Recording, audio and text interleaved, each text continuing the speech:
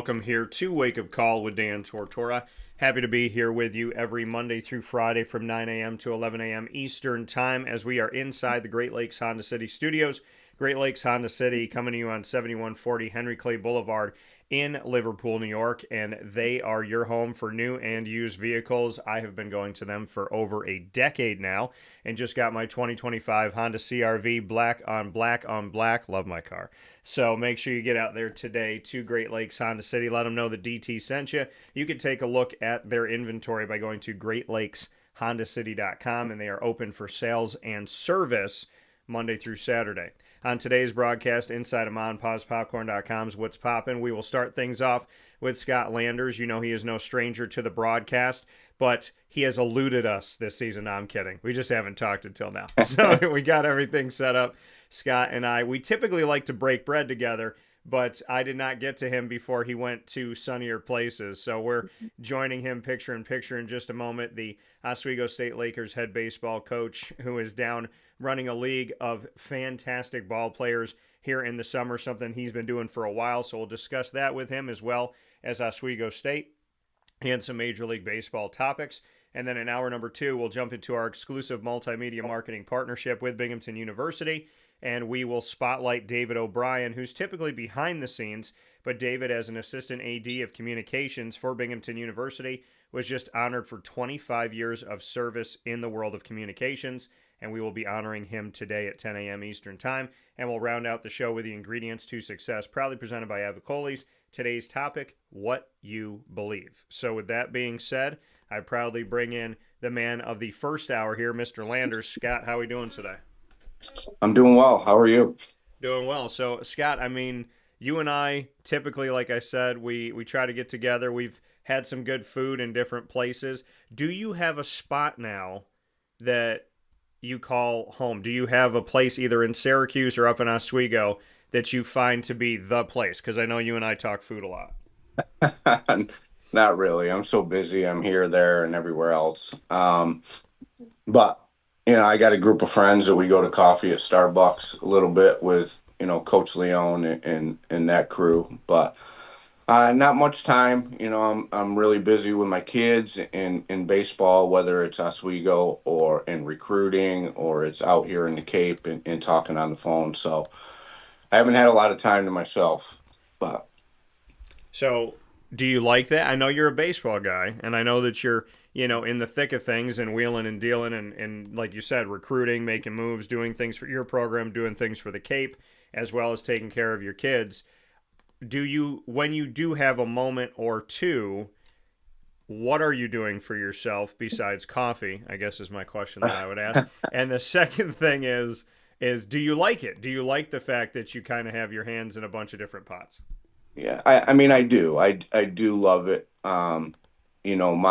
My job is more of a hobby to most, which is really, really, you know, great for me. But honestly, when I'm not, I think this world of college athletics has made it much tougher, and especially being out here, there's a lot more phone calls and people you're dealing with the transfer portal, recruiting at school, recruiting out here, NIL. It's a lot. You're dealing with more than just players and coaches and advisors and all that. So it is a different world today. But honestly, I just want to hang out and relax and chill in my off time. I think Oswego being at that level, and it does give me the time to be a dad and chill a little bit, compared to the Division I world. So I am blessed with that, with Oswego. But coming out here, it's a little chaotic. It really is, to say the least. It's a little different than when I started it in 2019. But that's what the times are, so we got to roll with it. Brandon, and for those that don't know, bring us into, like you said, when you started in 2019, bring me into this league, bring me into what you're doing, let people know what this is that you're out in the Cape for. Just like my guys at Oswego, in in college baseball, you want your guys to go out and play in the summer leagues to get better. For example, the NYCBL, couple Syracuse teams, and more local teams, Perfect Game League. Those are good leagues for my guys to go out and play and get experience on the field. Where if they didn't get enough at bats or enough innings at school to get ready for the next season. So out here it's the same thing. It's just kind of the best players in the country. Outside of USA guys, the guys who get invited to USA. So you're dealing with the big boys. With that comes more NIL and transfer portal and those types of things, and you're kind of the middleman. But it is really, really evolved into chaos. I believe since 2019. Yeah, and like you said, I mean, you're dealing with D1 guys out there for this league, and like you want your guys to do it at Oswego, you want them to get involved in these summer leagues. This summer league that you have, how do you make it up? How is it comprised? Because you and I have talked about it, but to kind of share a little bit on the air of who can play in this league, how you kind of assemble the roster, so to speak. Yeah, I mean it's a lot of calls, especially in the fall. August, September, October with the SEC, the ACC, Big Ten. A lot of the Power Four and the big guys at the mid majors. So it's a lot of work on that end, but they're really good players. The problem has become, you've always wanted to play this game from a young age. And, when we were growing up, it was wiffle ball and stick ball, Legion, and now it's evolved into travel ball. But it really hasn't. Most guys want to go out and play baseball all summer and enjoy it because they love the game. And it's really evolved into more of a money and how do I get to the next level, and I got to shut down, and it's not about having fun and playing this game anymore. And I don't know how it is in football and in basketball and stuff, but it's tough. It's Yeah. tough because you deal with these agents telling them one thing, and you're trying to tell them another thing from a coach's perspective, and it's just hard. It really is. When you look at, like you said, I mean, the world that we live in today, we're talking about college kids, but you're talking about agents, right? Dealing with all of these other things now with NIL, with okay, yeah, you're playing for Florida in the SEC, and you want to do a summer league, but we got to look at your body, we got to look at the draft, we got to look at your NIL deals. I mean, bring me into what, like, because you said it's chaotic. You essentially said as it's progressing, it's de-evolving, not evolving. So how is that in a typical day for you? Like when you make a phone call to a kid, are you talking to him, the school, then the agent? Do you have to talk to someone within the collective? Are there boosters that call you up and say, hey, wait a minute, we got a lot of money on this guy? I mean, what do you No, have to do to talk to these guys? I mean, honestly, I try to be loyal and respectful to the coaches. I'll talk with them. Okay. Even, I mean, advisors I'm talking to every day. Yeah. But for me, they're not property of anybody, because honestly, there's no loyalty anymore, on either end. And that's not a fault to the coaches. That's not a fault to the players. That's just how we've created the environment, as a whole. So, but a lot of advisors I'll talk to, but for me, more importantly, I got to communicate with the coaches, because they're on their team, and I'm a coach. I want everything for my guys at Oswego to go through me, and so I can put them in the best possible position that I feel. Yeah, and here with Scott Landers this morning, speaking on the league that he is working with, obviously out in the Cape here in the summer, as well as SUNY Oswego and some Major League Baseball this morning. But taking some time with this league. And like you said, I mean, you're a coach. You want things to go through you. If somebody wants to talk to one of your kids, for instance, if I wanted to do an interview with three guys on the team, you want me to call you and say, hey, this is who I'd like to talk to. You spoke about there not being any loyalty, but also the fact that nobody's owned by anybody. How are you navigating through that? Because the transfer portal is a real thing. So you call a coach and you say to your coach, hey, there's five guys on the team that we'd love to talk to, but he tells you three of those guys might be in the portal. They don't know. I don't know how many people know this as the average sports fan, but you don't have to tell your coach when you enter the portal. All you have to do is tell compliance. So a coach can get up in the morning, check the portal, and see their players in there without any prior notification. So when you are talking to these coaches, do you run into that, hey, these are the guys we want to talk to, and they say, well, Scott, that's great, but this kid might be going here. This kid only wants us to go through his agent. This kid doesn't know if he's going to stay. Are you dealing with that? Yeah, and the funny thing, you have it spot on. Other than for me at Oswego, I can't see my guys who are in the portal. So I have to get them from compliance, or else I might not know. Okay. I try to, at Oswego, we have a very good program and we have very good players on and off the field. And, for me, like I said, it's a business. Yeah. I can't and we get the trickle down at our level, which kind of sucks, but it is what it is. So for me, I try to educate my guys to the best of my ability what's best for them, and what's best for our program as well. I got to toe that line. But if there's really good opportunities where I think they can flourish educationally and athletically, then I'll tell them. But on the flip side, if I don't think that it's the right move, then I'll tell them that. So it is hard. It's I don't even know how to describe it. It really is chaos. But there's guys going into the Division One. For out here, Division One just went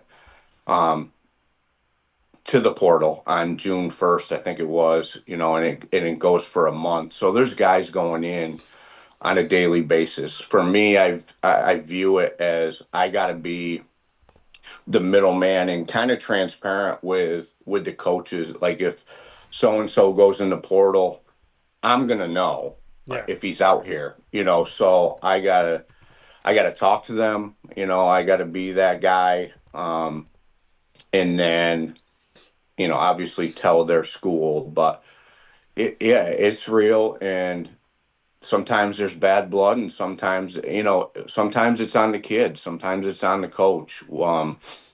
They'll put guys in the portal. They'll run them out. And with the rules changing at Division One, if they're going 34-man rosters, with that, and there's limited opportunities, and I don't think there's too many guys in the portal right now for all of them to find a home where they want to be. Yeah, and I mean, you bring up a great point, and I've talked about this a lot on the show, that is essentially musical chairs, and when the music stops, there's so many people standing without a chair. This portal that essentially began to wreak havoc on collegiate athletics during the beginning of COVID-19. I've said this before, and I've actually said it last week, that to me, there's a lot of things that changed in college athletics, Scott, that changed when our eye was on something else. It seems like in this country, they like to do this thing where they have you focused here when something's happening over here. And when COVID occurred, that's when California pushed NIL and they got it through, and they had legislation for it, which essentially the NCAA forced the other 49 states to follow suit. And I don't know how they could do that without breaking state rights and state government, but I guess that's a question for the federal government. But when you look at something like that, that's happening. The transfer portal's happening. This is all happening when people are trying to stay alive. People are worried about the pandemic. People can't travel. the timing of it seems kind of suspect. And as all of this went on with the portal opening, I'd love to get your thoughts on baseball, because we know with college football, the portal opens before the postseason. So you got guys going into bowl games that are transferring out. Marshall lost the majority of their team. Washington State, that played Syracuse, lost over 20 players plus their head coach.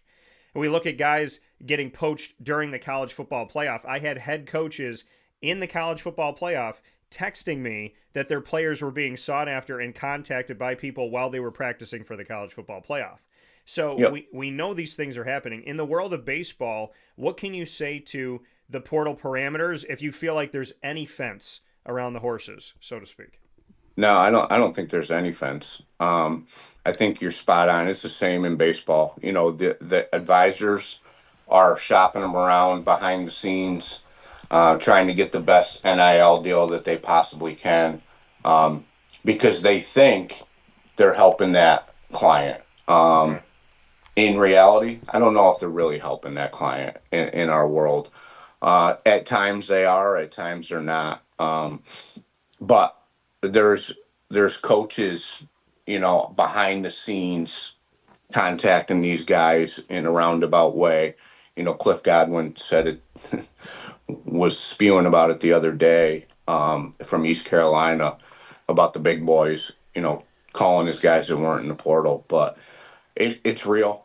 It for sure is real, and it kind of sucks because I say the advisors are telling them, you know, they want them to get paid.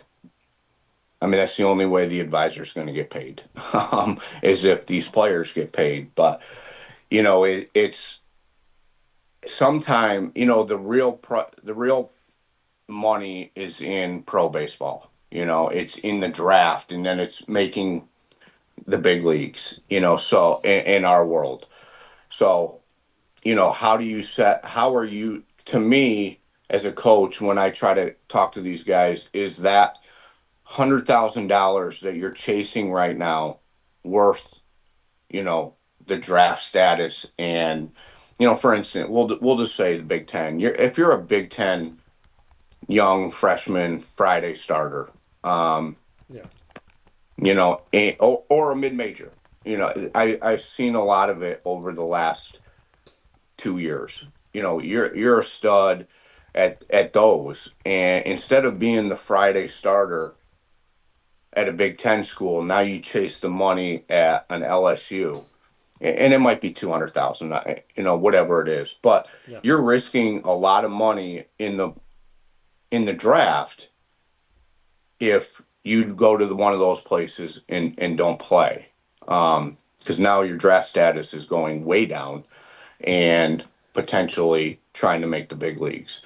And I've seen a lot of mid majors do that. If they stay at the mid major and just put up the numbers that they did the year before, they're going to be drafted, and they're going to be drafted considerably, probably pretty high, where the money isn't great, but they have a chance to make the big leagues. Whereas they go now to an SEC because, let's face it, the SEC is the one with the most money, Yeah.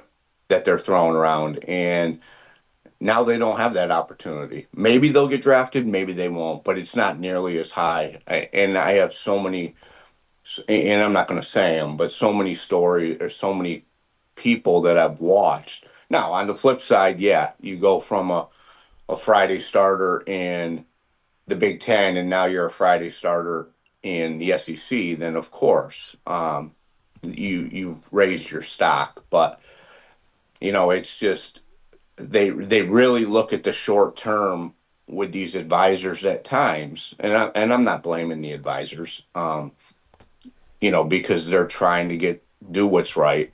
I just think, sometimes they're not looking long term in what's right for these kids.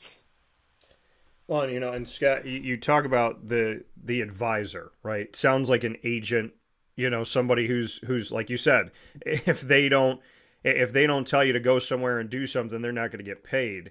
So they're looking for that money. I've dealt with this when it comes to college basketball, to the NBA.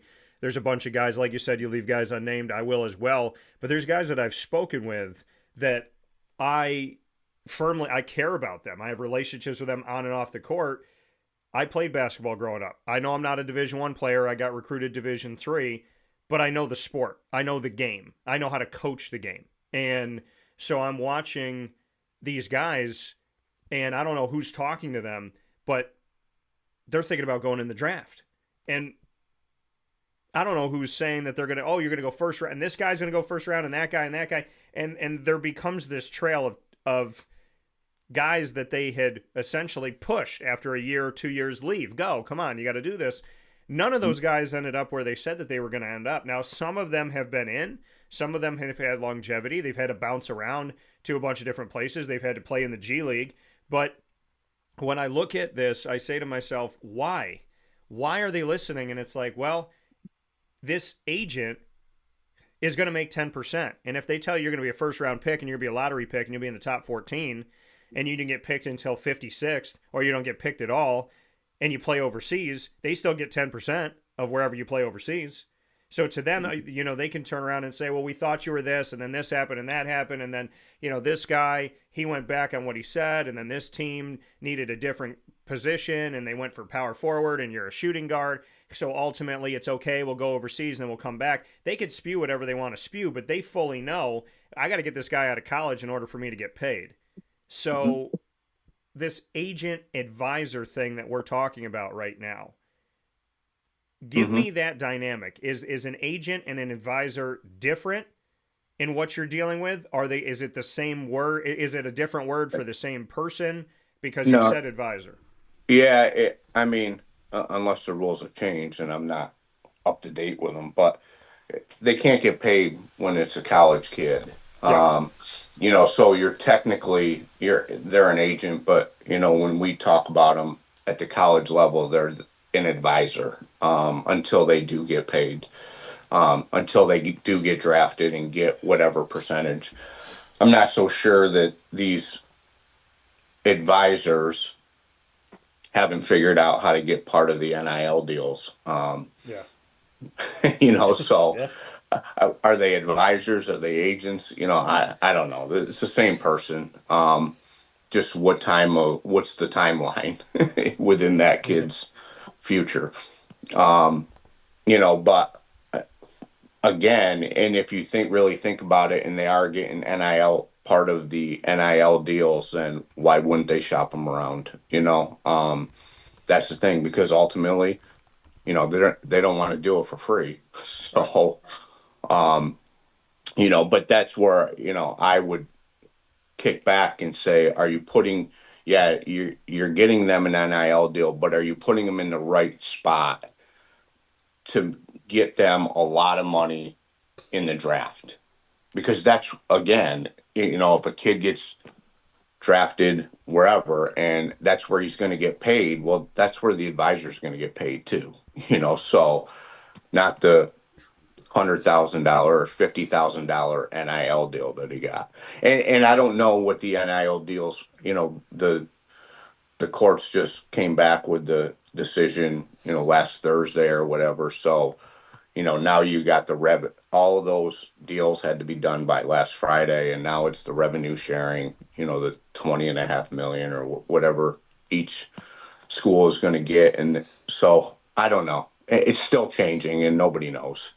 Yeah. And that's, and the 20.5 million, where is it going to come from is a question that people have also not answered yet. Is this just going to trickle down to the fans having to pay essentially more money to get into the games? Tennessee, before the House settlement even came down, stated that they are going to charge a quote-unquote talent fee to the ticket prices for you to come see a game that would go essentially to the NIL side of things and to paying their players. Here with Scott Landers this morning, Oswego State Lakers head baseball coach, and also speaking on the Cape Cod League as well as Major League Baseball topics. Scott, getting back to the Cape to share with everybody the team that you have, because it's had so much success. I'm looking at everything right now, and I want to make sure that I am correct here, but are you still with the Bourne Braves?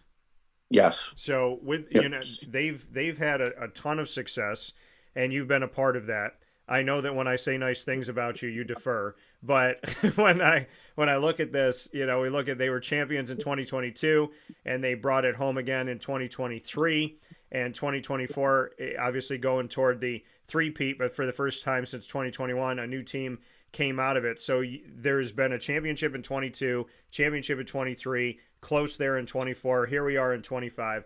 Bring me into the Bourne Braves and just what it's like to be a part of this organization in the Cape Cod Baseball League and what you like about this team. Yeah, somebody once said, and Chev, who I started with at Brewster, always talks about it, but people talk about the Cape being one of the 10 best jobs in the country, and I'm blessed to have it. One of them. Bourne gave me the opportunity in after 21 when I was, in Brewster, and we won the championship against Bourne, to manage, and they've been nothing but great. Since 22 when I took over. I couldn't ask for anything more from this community and the board the board that I deal with and the president and the GM. I couldn't ask for anything more. If I ask for something, they do it. And they really bend over backwards to give us the ability to have success. Yeah. And it's great. I love it. I love it for my kids when they come out here. They can use it as a vacation. My son adores these guys, follows them all year round, on TV and texts them, and emulates them. So to me, it's a very special place to be. We're 1-1-1 right now. We just got started. But hopefully at the end we'll be there. That's when it counts. And we did fall short. We were in the championship game last year, and Harwich beat us. But hopefully we can start a new little streak here, starting in 25. But I honestly, the coach, a lot of there's a lot of ins and outs to it in the puzzle. These guys getting shut down, or like right now we have 9 guys in the World Series still that still haven't shown up. Are they gonna show, or are they gonna go home? USA guys leave on the 27th. So there's a lot of moving pieces and a lot of communication, and me being on the phone, but ultimately, we got to try to keep guys here as long as possible, hopefully for the whole summer. And, I think part of that is putting a good staff together around me, which, I feel like I have for the first 3 years, and I had Jared Saltalamacchia on staff with me, who left and took the Falmouth job. But it was great with all the other guys that I had with Cookie and all them that I surrounded myself with, that these guys really enjoy being coached by. Kevin Curtin's been with me. Now I have Ed Blankmeyer, and Jeff Lemoncelli, so I think I put a staff together, but really the coaching staff and the host families, and that's where I go back to, Bourne being such a great place. Is I feel like our host families are second to none, and to get these guys to stay all summer, they have to have a lot of trust in the coaching staff, but they have to have a home away from home, where they can cozy and get what they need, and I think we have that. Yeah, and when you talk about the success that you've had at Bourne and the people that you've had, the connections you've made, like you said, the host families, it's all got to come together. And we're talking about relationships. This is something that is a theme of my life. It's a conversation I had with my parents yesterday in preparation for some things that I have coming up, is the difference between transactional and relationship building people. You speak on this connection for your kids. You speak on how your son adores these guys and follows them and sends them text messages throughout the season and whatnot throughout the year. So speaking on your children connecting with these athletes, the connection that you have with your coaches, the host families, and making sure that the guys feel comfortable there, that these host families are getting good kids and all of that. You're speaking on relational stuff, things that aren't always talked about. And I don't really hear it all when it comes to the mainstream media. When we speak on the importance of collegiate athletics, do we talk about the relationship side? I'd love to go a little bit deeper into that because we spent the beginning of the show on the fact that there's so many transactional things going on. And now, we're talking about the relationship. You and I would not be talking today if it wasn't for building trust between each other and building a relationship. So I'd love to get your thoughts on relationship building versus transactional, coming from a coach who knows that we're living in a world where a lot of people treat people like an ATM. Yeah, I mean, I think in every successful world, it's the environment you set up and the environment. When I talk to a recruit, it's the environment you put yourself in, and that's what's going to make or break your decision. And it's not the Division 1, Division 2, Division 3. How much am I getting paid? It's the environment, and honestly, and as all we try to do is use baseball as a platform for life, really. And in my world, or basketball, or football. How do we grow? How do these kids grow in the short time that they're here? And that's what we try to instill. Within these guys, does it always work? No. But they're in a different world, for 2 months or 3 weeks or whatever they're here, and just the respect and that you can give each individual, whether it's, the kids that come to the game and respect them, want their autographs, or the host family who have taken them in and are feeding them and giving them a bed. Um, you know, the countless hours that the volunteers on the board and at the field do, the interns, there's you can't thank, there's too many thank yous to go around. So really, just these guys, for me, it's baseball. Baseball's the easy thing to coach. I do it for a living. It's everything else that goes with it, and trying to get these kids to understand the same thing. Like you're doing this, you're playing in this league, number one, to have fun, number two, to grow your career. But respect the people around you and how you're doing it. Don't be that selfish ass, that is only worried about yourself. Yeah. Pardon my French. No, it's okay.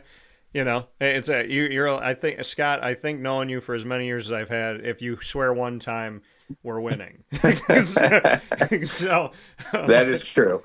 so looking at this Cape Cod league that you're overseeing right now, I do want to make a note here. I got a message that came in from Jonathan Woody. He said, "Shout out to Coach Landers and all his work with Team Impact, and my nephew Cameron McKinney, a standout guy and program. Thanks for all your hard work and kindness on and off the field." So I wanted to share that with you this morning. Yeah, Cameron for 2 years has been a big part of our program. He's with Team Impact, and I think it's evolved. He's part of our program, and it gives our guys, and he's been out here as well. Cameron came out last year. Hopefully, he comes out this year. Alana and Marcus do a great job, but it with them and giving them the opportunities. But it lets our guys see something in a different light. Like that they're blessed to be able to play this game, and not everybody can do that. And there are different obstacles out there that people have to conquer on a daily basis, other than just getting up and going to class and going to play baseball and failing. So I think it puts a big perspective on life for our guys, and with Cameron. He was a huge part of it. I adore that kid immensely, and watching him grow up over the last 2 years and hopefully years to come. Our team impact is done now, but our relationship with them can't be done. He's woven into our program, and you know Al Conrad has done an outstanding job with him, and being kind of our leader within that group. But as he goes on, and team impact kind of goes away, he's got to be a mainstay, hopefully, in our program. Coming here from Scott Landers speaking on Oswego State Lakers baseball, as well as looking at what's going on with the Cape Cod League. I do want to let everybody know, for those of you that don't know, East and West Division, the Whitecaps, the Mariners, the Firebirds, the Red Sox, and the Anglers in the East Division, and in the West Division, the Bourne Braves that we have for Scott, who's connected to that team, that program, and then we have the Hawks, as well as the Kettleers and the Commodores and the Gatemen that are all inside of this. The Cape Cod League has just started things off, so we're excited to see where that's going to take it, and we'll obviously be keeping in touch with Scott about what's going on out in Cape Cod. But to get to Major League Baseball for a second here, I want to get your thoughts on someone I've been talking about on the show for a while. Brendan Murphy and I spoke about it, Papa Joe and I spoke about it, and there was this what's going to happen, kind of what's this situation with Rafael Devers and the Boston Red Sox. The ousting from third base, putting Bregman there, and then saying, okay, well, now you're going to play a different base. Well, now this guy goes down. Well, now we need you to move again. Allegedly, he says, I'm not moving. They put him at DH. It doesn't seem like it's a good relationship. It doesn't seem like he's a team player from the outside looking in. It doesn't sound like he's helping the clubhouse. However, the team ends up winning a bunch of games. Their last few games here have been on the winning side of things. They're the only team in the 2025 Major League Baseball season to sweep the Yankees in a series, which they just did over Father's Day weekend. And also over Father's Day weekend, they decide to move Devers to the San Francisco Giants. The Giants assume his contract, this very early 11-year deal. He's, a year or two into it. That money all goes to San Francisco, and Boston takes a bunch of prospects. They took some pitchers in this thing. I know what I think from the outside looking in based on the deal and the timing of it, but I'd love to get your thoughts on the Devers saga that's gone on in baseball. I mean, I haven't watched too much Major League Baseball. Just right now, I've been so busy and dealing with our season at Oswego, and then right into this and watching the College World Series, wondering when we're going to get our players, when we're not going to get our players, and that's fun for me. But I'm out here in Cape Cod, so everybody's a Boston fan. So you hear about the Devers saga. I believe everybody out here is pleased with the decision for the Red Sox, and I would say same thing. You're unloading a huge contract and you're probably getting better in the clubhouse. I think the main thing is you behind the scenes in the clubhouse relationships with administration and Cora and all that. I would say it was probably a really, really good situation and deal for the Red Sox. Getting the prospects I think Tibbs wasn't the pitcher. He was one of the guys in there. He was out here 2 years ago. He's a really good player from Florida State, so unloading that contract and that, at what we call cancer in the clubhouse, I think is a really, really good situation for Boston. Yeah. Well, and like I said, I didn't want to give my thoughts, but you gave my thoughts. So that works out there as far as getting rid of it. I thought, San Francisco taking the money, Boston not being involved in that money, getting rid of the contract, getting rid of him from the team, bringing in prospects at a time where the team is winning and just swept the Yankees, and losing a bat like that was their way of saying, we will do whatever we can to get rid of this guy right now and get him out of our clubhouse. So, you know, Buenas, what is it? Buenas Sera? What is that? That's good night. So, what do I want to say? Good luck. So, Buena Suerte, I think, is what I'm going to say in Spanish here to the San Francisco Giants. Good luck on what they're doing here. But 28-15 on your season, going to the Oswego State Lakers.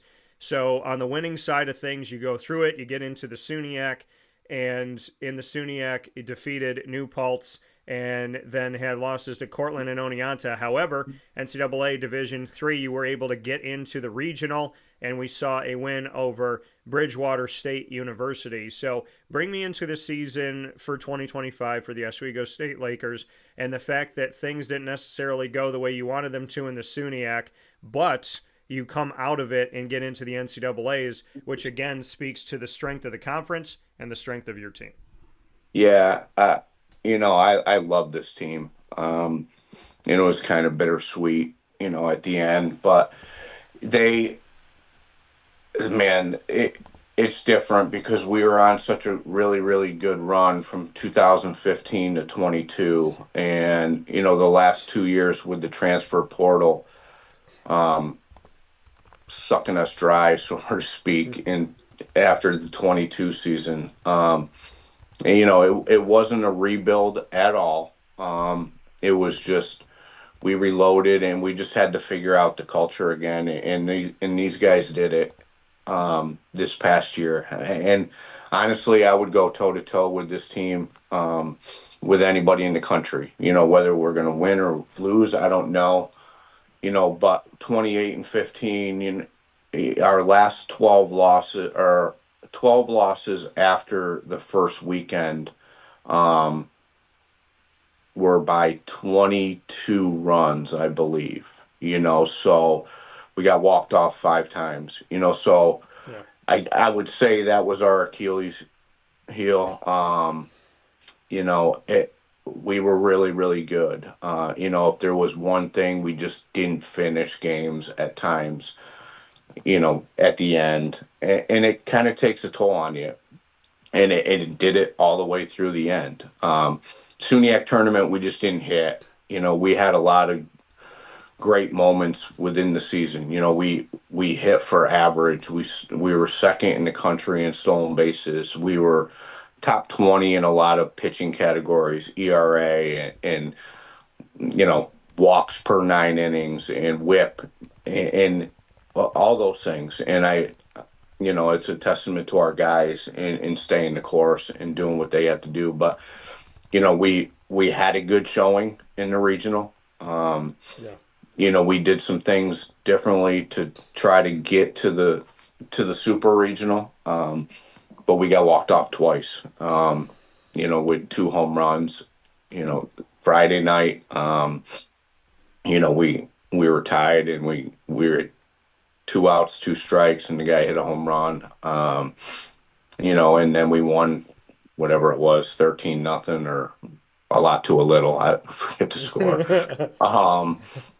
And then we came back against Concordia, Texas again, and we're up 7-6. And we had a meltdown in the 8th and 9th defensively, and let up a 3-run homer with 2 outs. Still up 7-6 and an opportunity to win. But ultimately it was a great season with a great bunch of guys and great coaches that I was blessed to have. And we look at the fact that roster for 2025 featured a lot of grad students and seniors. So what can you say to the future, to what's coming in, to what you have, to the young guys on this team as they look to carry the torch into 2026? Yeah, I'm excited about the class that we have coming in. We'll add a couple transfers to that mix, but the guys coming back, you could say we had really good pitching numbers, and we did.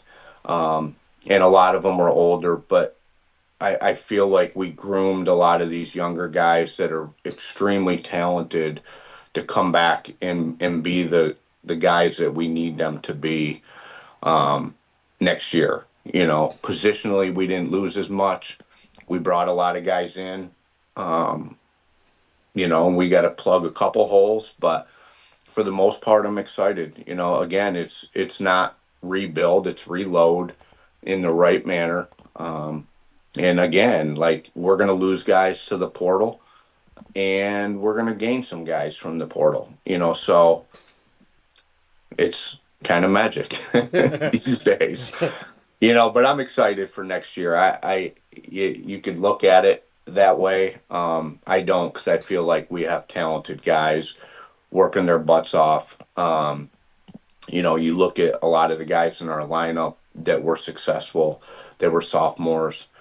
We had the older guys, but we have a really, really good sophomore class, going to be juniors. So I'm excited. Did you, since you were playing in Bridgewater, Massachusetts, and now you're in Cape Cod, when everything finished up for Oswego, did you send the bus home and just stay there? Did you save some money on your end? I wish. I wish. No, we just went back and got everything situated for school. Get the assistants, what we got to do, recruiting, and what I need them to do, and then obviously came out here last week, Yeah. and get it ready. But it was about 25 minutes from where we were staying to Bourne, or a half hour. So it would have been nice to just pop over the bridge and get here.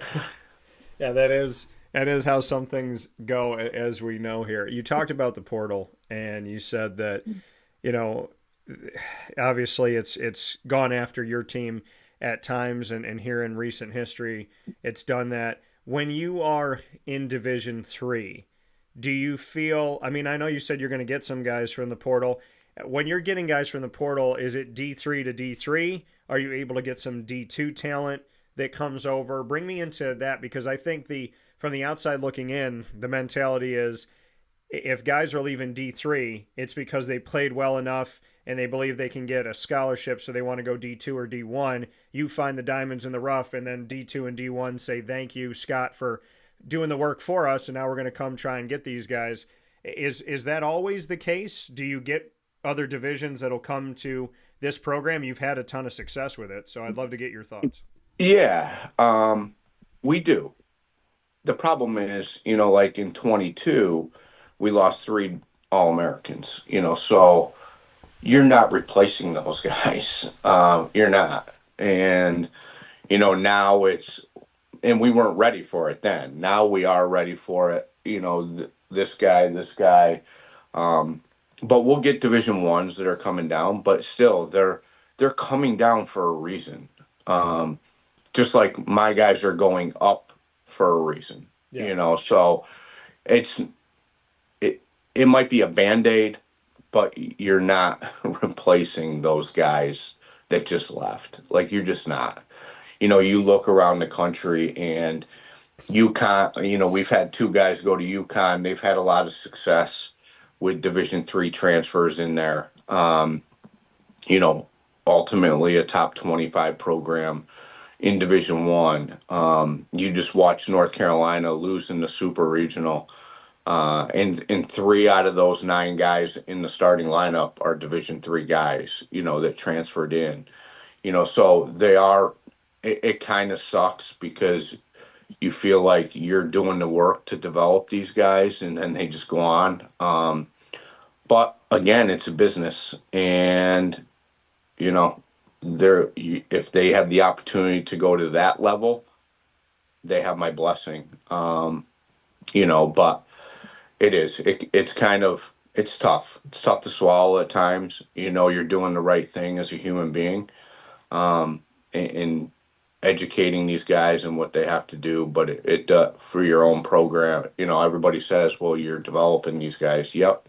But it's not helping me win games. So, And it almost seems like what's become of the transfer portal and NIL when it comes to baseball is almost like it's the farm system. And mhm. you're going through like different levels to try and get to pro, and it's saying, okay, well, if you go here and they found your talent, then we're going to go and coach you and take you up and bring you up to this level, and we're going to keep moving you up. So I mean, like you said, you're doing right by them, And if they can play at Division One, then you're going to give them your blessing. But it also seems to be disrespectful to the spirit of the game and to the coaches that you do your homework and you find these diamonds and somebody else has not had to go to the field. They haven't had to chisel away at anything. They're not in the mines. They just kind of walk up to you, Scott, and they say, "Oh, thanks for polishing that for me. We'll take it." Yeah, I don't think there's that. I'm not sure there's any rules anymore, in terms of, we say loyalty, and you got to recruit your kids from the time that you commit them till the time they get on campus through the whole year. Or, they're disgruntled because they're not playing, they're leaving.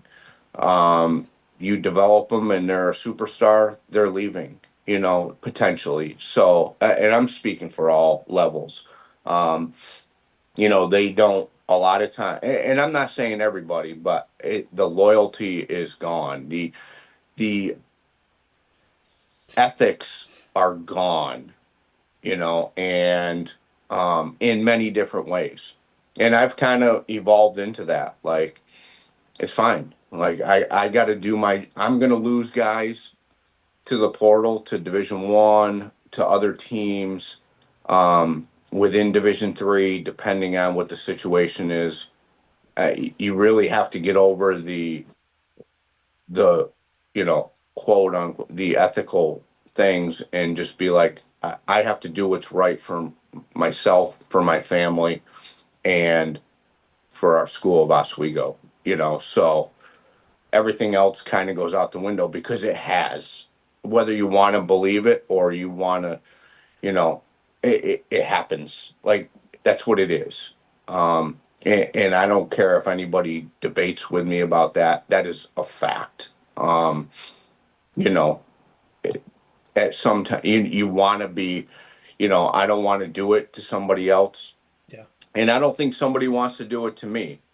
But at the end of the day, they do it. And it happens. I'm not going to really hold a grudge against them, because that's the business that we're in. You know, it's when you look at the highest levels, and we're not at the highest levels, but you look at Tony V at Tennessee, and you just hear a lot of rumblings and stuff, and those guys, they're all cutthroat. Um, and I don't know if you can hold that against them. They're getting paid millions to be successful. If they're not successful, they're getting fired. Um, if I'm not successful and I'm doing the right thing, then yeah, I'm not going to get fired at the Division 3 level. But still, like, we all want to win, and I'm not going to sit back and say, oh, it's fair. You guys take my guys, and that's okay. Um, but I'm going to do it the ethical way. Like, everybody wants to do it the ethical way. I just don't know if it's possible. Yeah.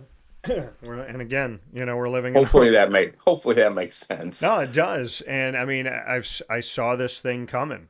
I made a prediction about the NCAA before NIL and the transfer portal got involved 7 years ago. And I said, if the NCAA keeps traveling down the path that they're on, they will either look drastically different than they do to us right now, or they won't exist at all. And I said within the next 5 to 10 years, and that prediction was made 7 years ago. So, and my prediction of the SEC and the Big Ten breaking away and forming their own version of collegiate athletics or semi-pro, that is something people have been talking about. That's been on this show for at least 4 years. So, I mean, I am right there with you. But like you said, doing things the ethical way, building relationships, wanting to win, but wanting to win in a way that you could put your head on the pillow and do right by the kids. I respect it. And that is why I always appreciate our relationship and our bond. So I am happy for you out in Cape Cod. I'm sad we didn't do this when you were here, but obviously you'll be back in a little bit. But you and I will be keeping in touch. And I think that there's a lot more Scott Landers here on the show. Always appreciate your thoughts on the game, appreciate your honesty with the game, and appreciate the coaching and the work that you've done over the years. So like I said, I know I can highly tout you and you'll just nod your head and say thank you, but I'm happy that we're spoiled to have you here in upstate New York. I appreciate it. Thanks, Dan. I appreciate everybody out there listening. So I will look forward to talking with you soon, and thank you for your one swear today.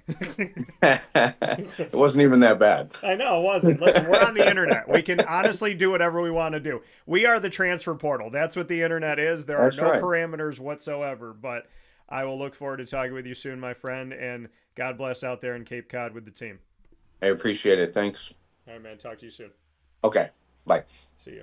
That coming from Scott Landers one more time here on Wake Up Call with Dan Tortora, where sports truly meets that thing called life. We appreciate you being here with us this morning and every Monday through Friday from 9 a.m. to 11 a.m. Eastern Time, hanging out where sports meets life on Wake Up Call with Dan Tortora, of course, inside the Great Lakes Honda City studios.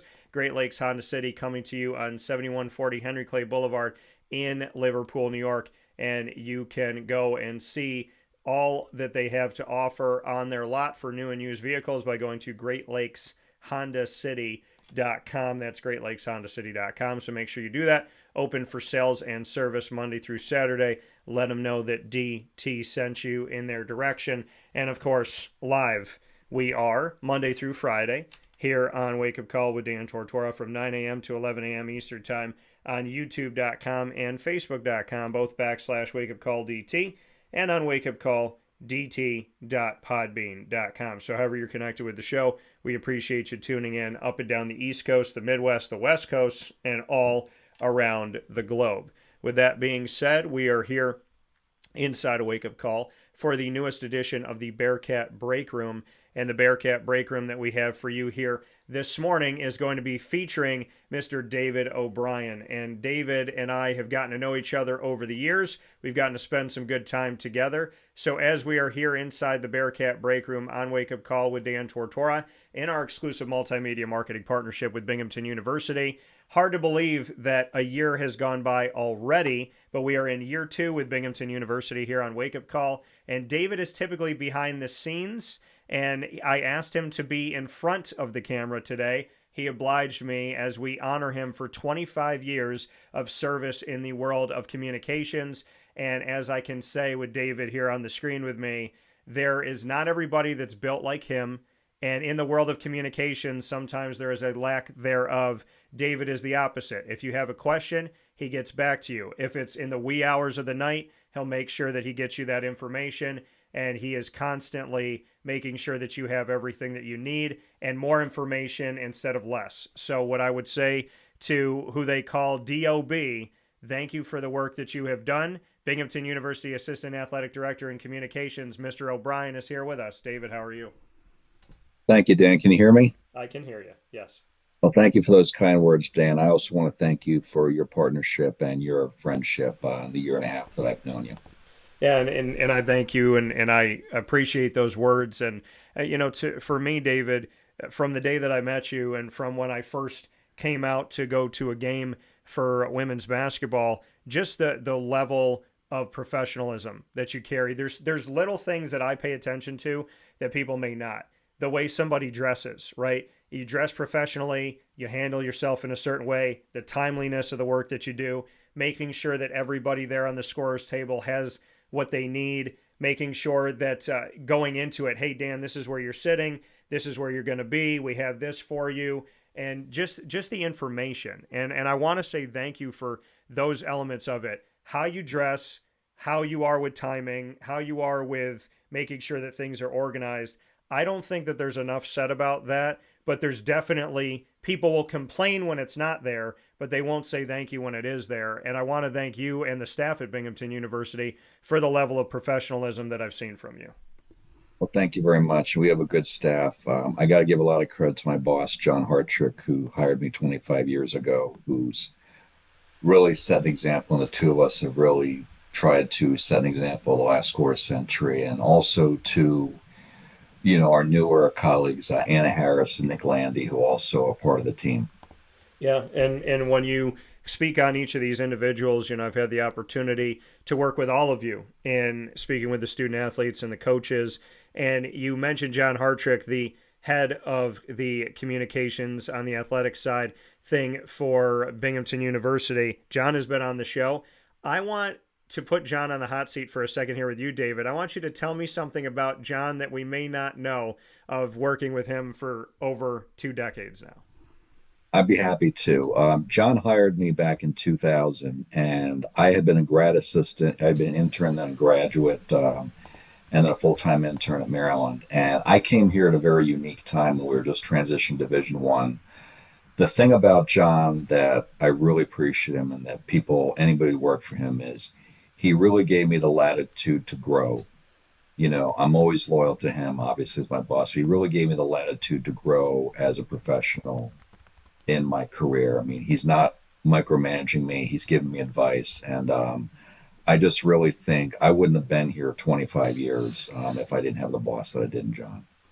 And when he took that chance on you back in 2000, do you remember what he said? I mean, when you were looking at moving forward in athletics, do you remember anything about that moment?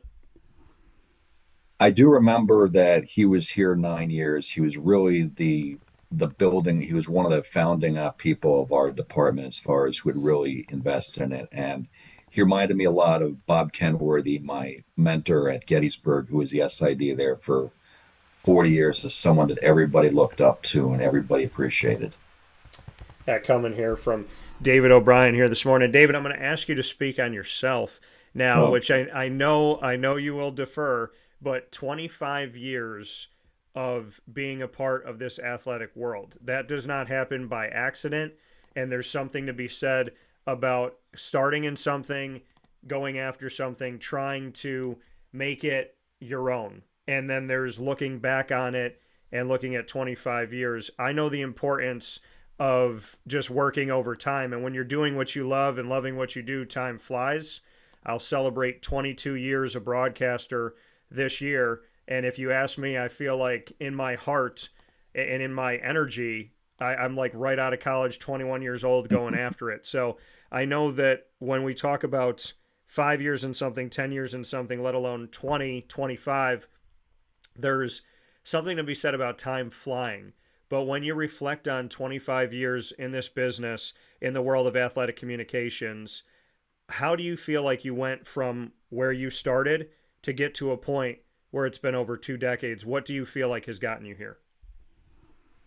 Really, it was something that I learned from Mr. Kenworthy and also from one of my mentors, Jim Norris, is, when I came here, the writing and, the media guides were the big skill sets. Obviously, that's not true nowadays, but, Mr. Kenworthy was at Binghamton for 40 years, and he says it's not so much the skill set you have, but the person that you are that gets you to the finish line. It's about how much you care, about how much you invest. And, one turning point for me in this journey, Dan, has been, when I came up here to Binghamton, I was single and unattached. And then I met my wife and 3 stepkids, and we became a family. And as I watched them grow and go through the challenges of life, I began to look at my student athletes really in a different way. Yeah. These people are going through the same pressures that my stepkids are, and it really made me very empathetic. And so I think the way I changed was, how I viewed athletes from, hey, I used to do a sport too, I'm kind of like you, to, you're the same generation as my stepkids, and I watched them go through all the social media and pressures that I didn't have. And I think that really helped me evolve and really seeing my student athletes differently.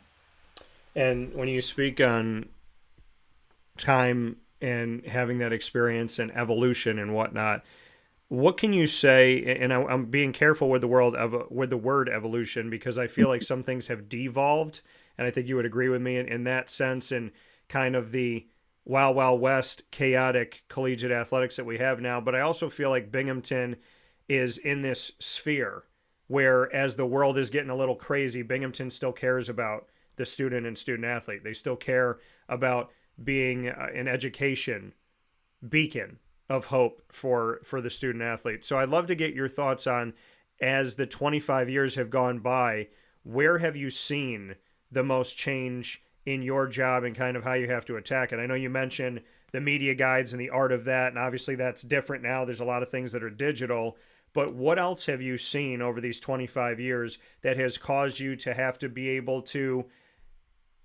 evolve and find your way through it in a unique way. I mean, obviously 25 years doesn't happen without the ability to essentially grow with your times and be able to ad lib. That's a great question, Dan.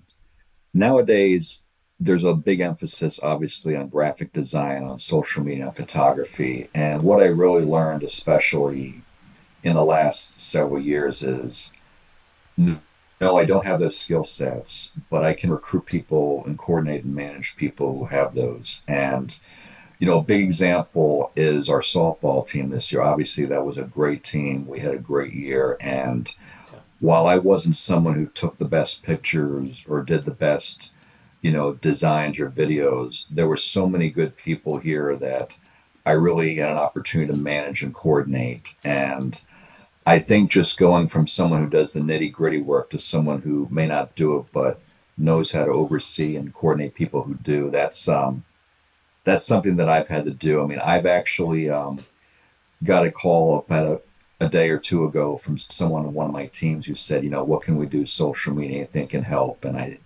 kind of looked at and see, okay, what kind of skill set do they have? So I really, I was a people person when I got here, but I've really had to become one more so to kind of bridge the gap. And even if I can't deliver the goods myself, I can work with people who can. And you bring up a great point there, David, in the sense of the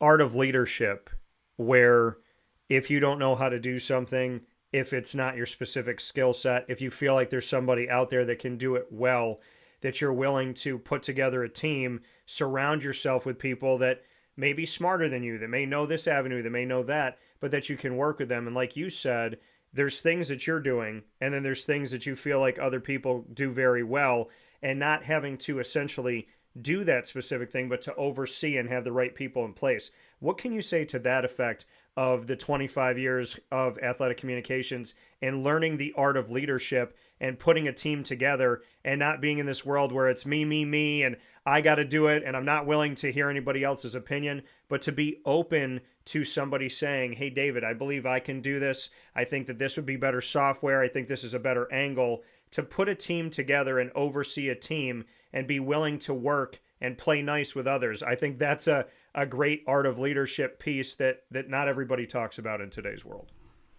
Thanks. I agree. One of the leaders that I looked up to, I'm not a Yankees fan, but Joe Torre was someone who people say not be one of the biggest X's and O's people, but he knows how to manage and relate to people. And I really used him as a role model that while I may not have the cutting edge skills, I know a turn to, but the thing that I really want to do is when I work with people, I want them to be, good people. And I think this goes a lot like any of our coaches. And I think John can certainly speak the same way in the people he interviews and hires. You touched on something that is incredibly important to me. You said you want the people to be good people. In the world that we live in today, there doesn't seem an emphasis in America on that, right? There seems to be such a focus on, especially in the collegiate world, money, access, free agency, essentially with the transfer portal. You said you don't want to just have somebody be there that's talented. You want to have a good person. And I feel that in over a year of working with Binghamton University, I've been able to really see that on display. The good people that are student athletes, the good people that are coaches, the good people that are in the athletic communications department at Binghamton. And obviously Gene Marshall, who was the first person that I got to speak with and sit down with about my plan and my vision for Binghamton University, and seeing how we parallel in our morals and values and ethics and what we stand for. So I'd love to go a little bit deeper into that in Binghamton University specifically, that Binghamton is not comprised of simple talent, but comprised of people that are good and are doing good things in the community. Yeah, I think one thing with the student athletes that I've seen is, whenever you come to college, you want to look for people you can trust. And I've learned to, especially as I've started to see these kids like my own stepkids, is I try to get to know each person. I meet with every student athlete individual when they get here, and I want to know about things that don't apply to athletics or academics. There is a lot of pressure, and when I talk to them about their family, or I talk to them like, we had we had a soccer player from France, Mayo Lopez. He graduated last year, and he was telling me how he worked at the French Open as a volunteer ball boy. And I love, professional tennis and watching that. And we got going on that for so long, and it just kind of bridged a gap. I know when I have athletes interning for me, the first thing I tell them is, okay, you can take off the Superman cape. You're not a student or an athlete here, you're a person. And they just kind of breathe a sigh of relief. And the talks that I have with them about life in general are some of the most rewarding moments that I have. And when you look at those rewarding moments, this 25-year honor, David O'Brien here with us this morning in this edition of the Bearcat Breakroom and our exclusive multimedia marketing partnership with Binghamton University on Wake Up Call with Dan Tortora inside the Great Lakes Honda City Studios. We're speaking with David here, Binghamton University Assistant Athletic Director in the world of communications, to look at this 25-year honor, and it was down in Orlando, Florida. What I find to be really interesting, David, is that when it comes to the world of athletics, now I was down in Florida. It's the second hub of my company, Dan Tortora Broadcast Media. I was there for 2 weeks, and we broadcasted Wake Up Call. We did our entertainment show, Super Powered Pop, and covered Epic Universe at Universal. And we also did our Disney show, speaking about different pieces of the world of Disney, giving people advice when it comes to rides and restaurants and whatnot, hotels, with the show Do Diz with Dan. So I'm down there for 2 weeks doing my company thing, being with my mom, being with my family. I leave, and as I'm leaving, here comes Scotty Rogers of the Goodyear Cotton Bowl Classic that I've known for a while. Here comes Gene Marshall, who's being honored in the athletic director's world, and here comes David O'Brien. It seems like Orlando, Florida has been taking a lot of us that know each other and a lot from the upstate New York area. What can you say to kind of the mystery of life, but also the serendipity and the way that life kind of works, that as I'm leaving my second home and had a great time down there, here I am seeing you and Gene from Binghamton be honored down in Orlando, Florida as well. Well, Dan, first of all, I wish I'd known about your podcast about rides. Laura and I went, my wife was down with me. We went to Epcot Center, so we could have used some advice there. So, Did you go on Guardians or no? We didn't go on Guardians, but we went on Ratatouille, and we haven't seen the movie, so Laura and I are going to watch that at some point. The Frozen ride wasn't working, and that was a big movie with my grandkids, so that was the only bummer thing. But it was really good to do that. Just speaking to what you said, Yeah. one thing that was really kind of inspiring was the depth of knowledge within my field. That you have to explain to a lot of people in life what a sports information person is. What do they do, like, besides keeping stats?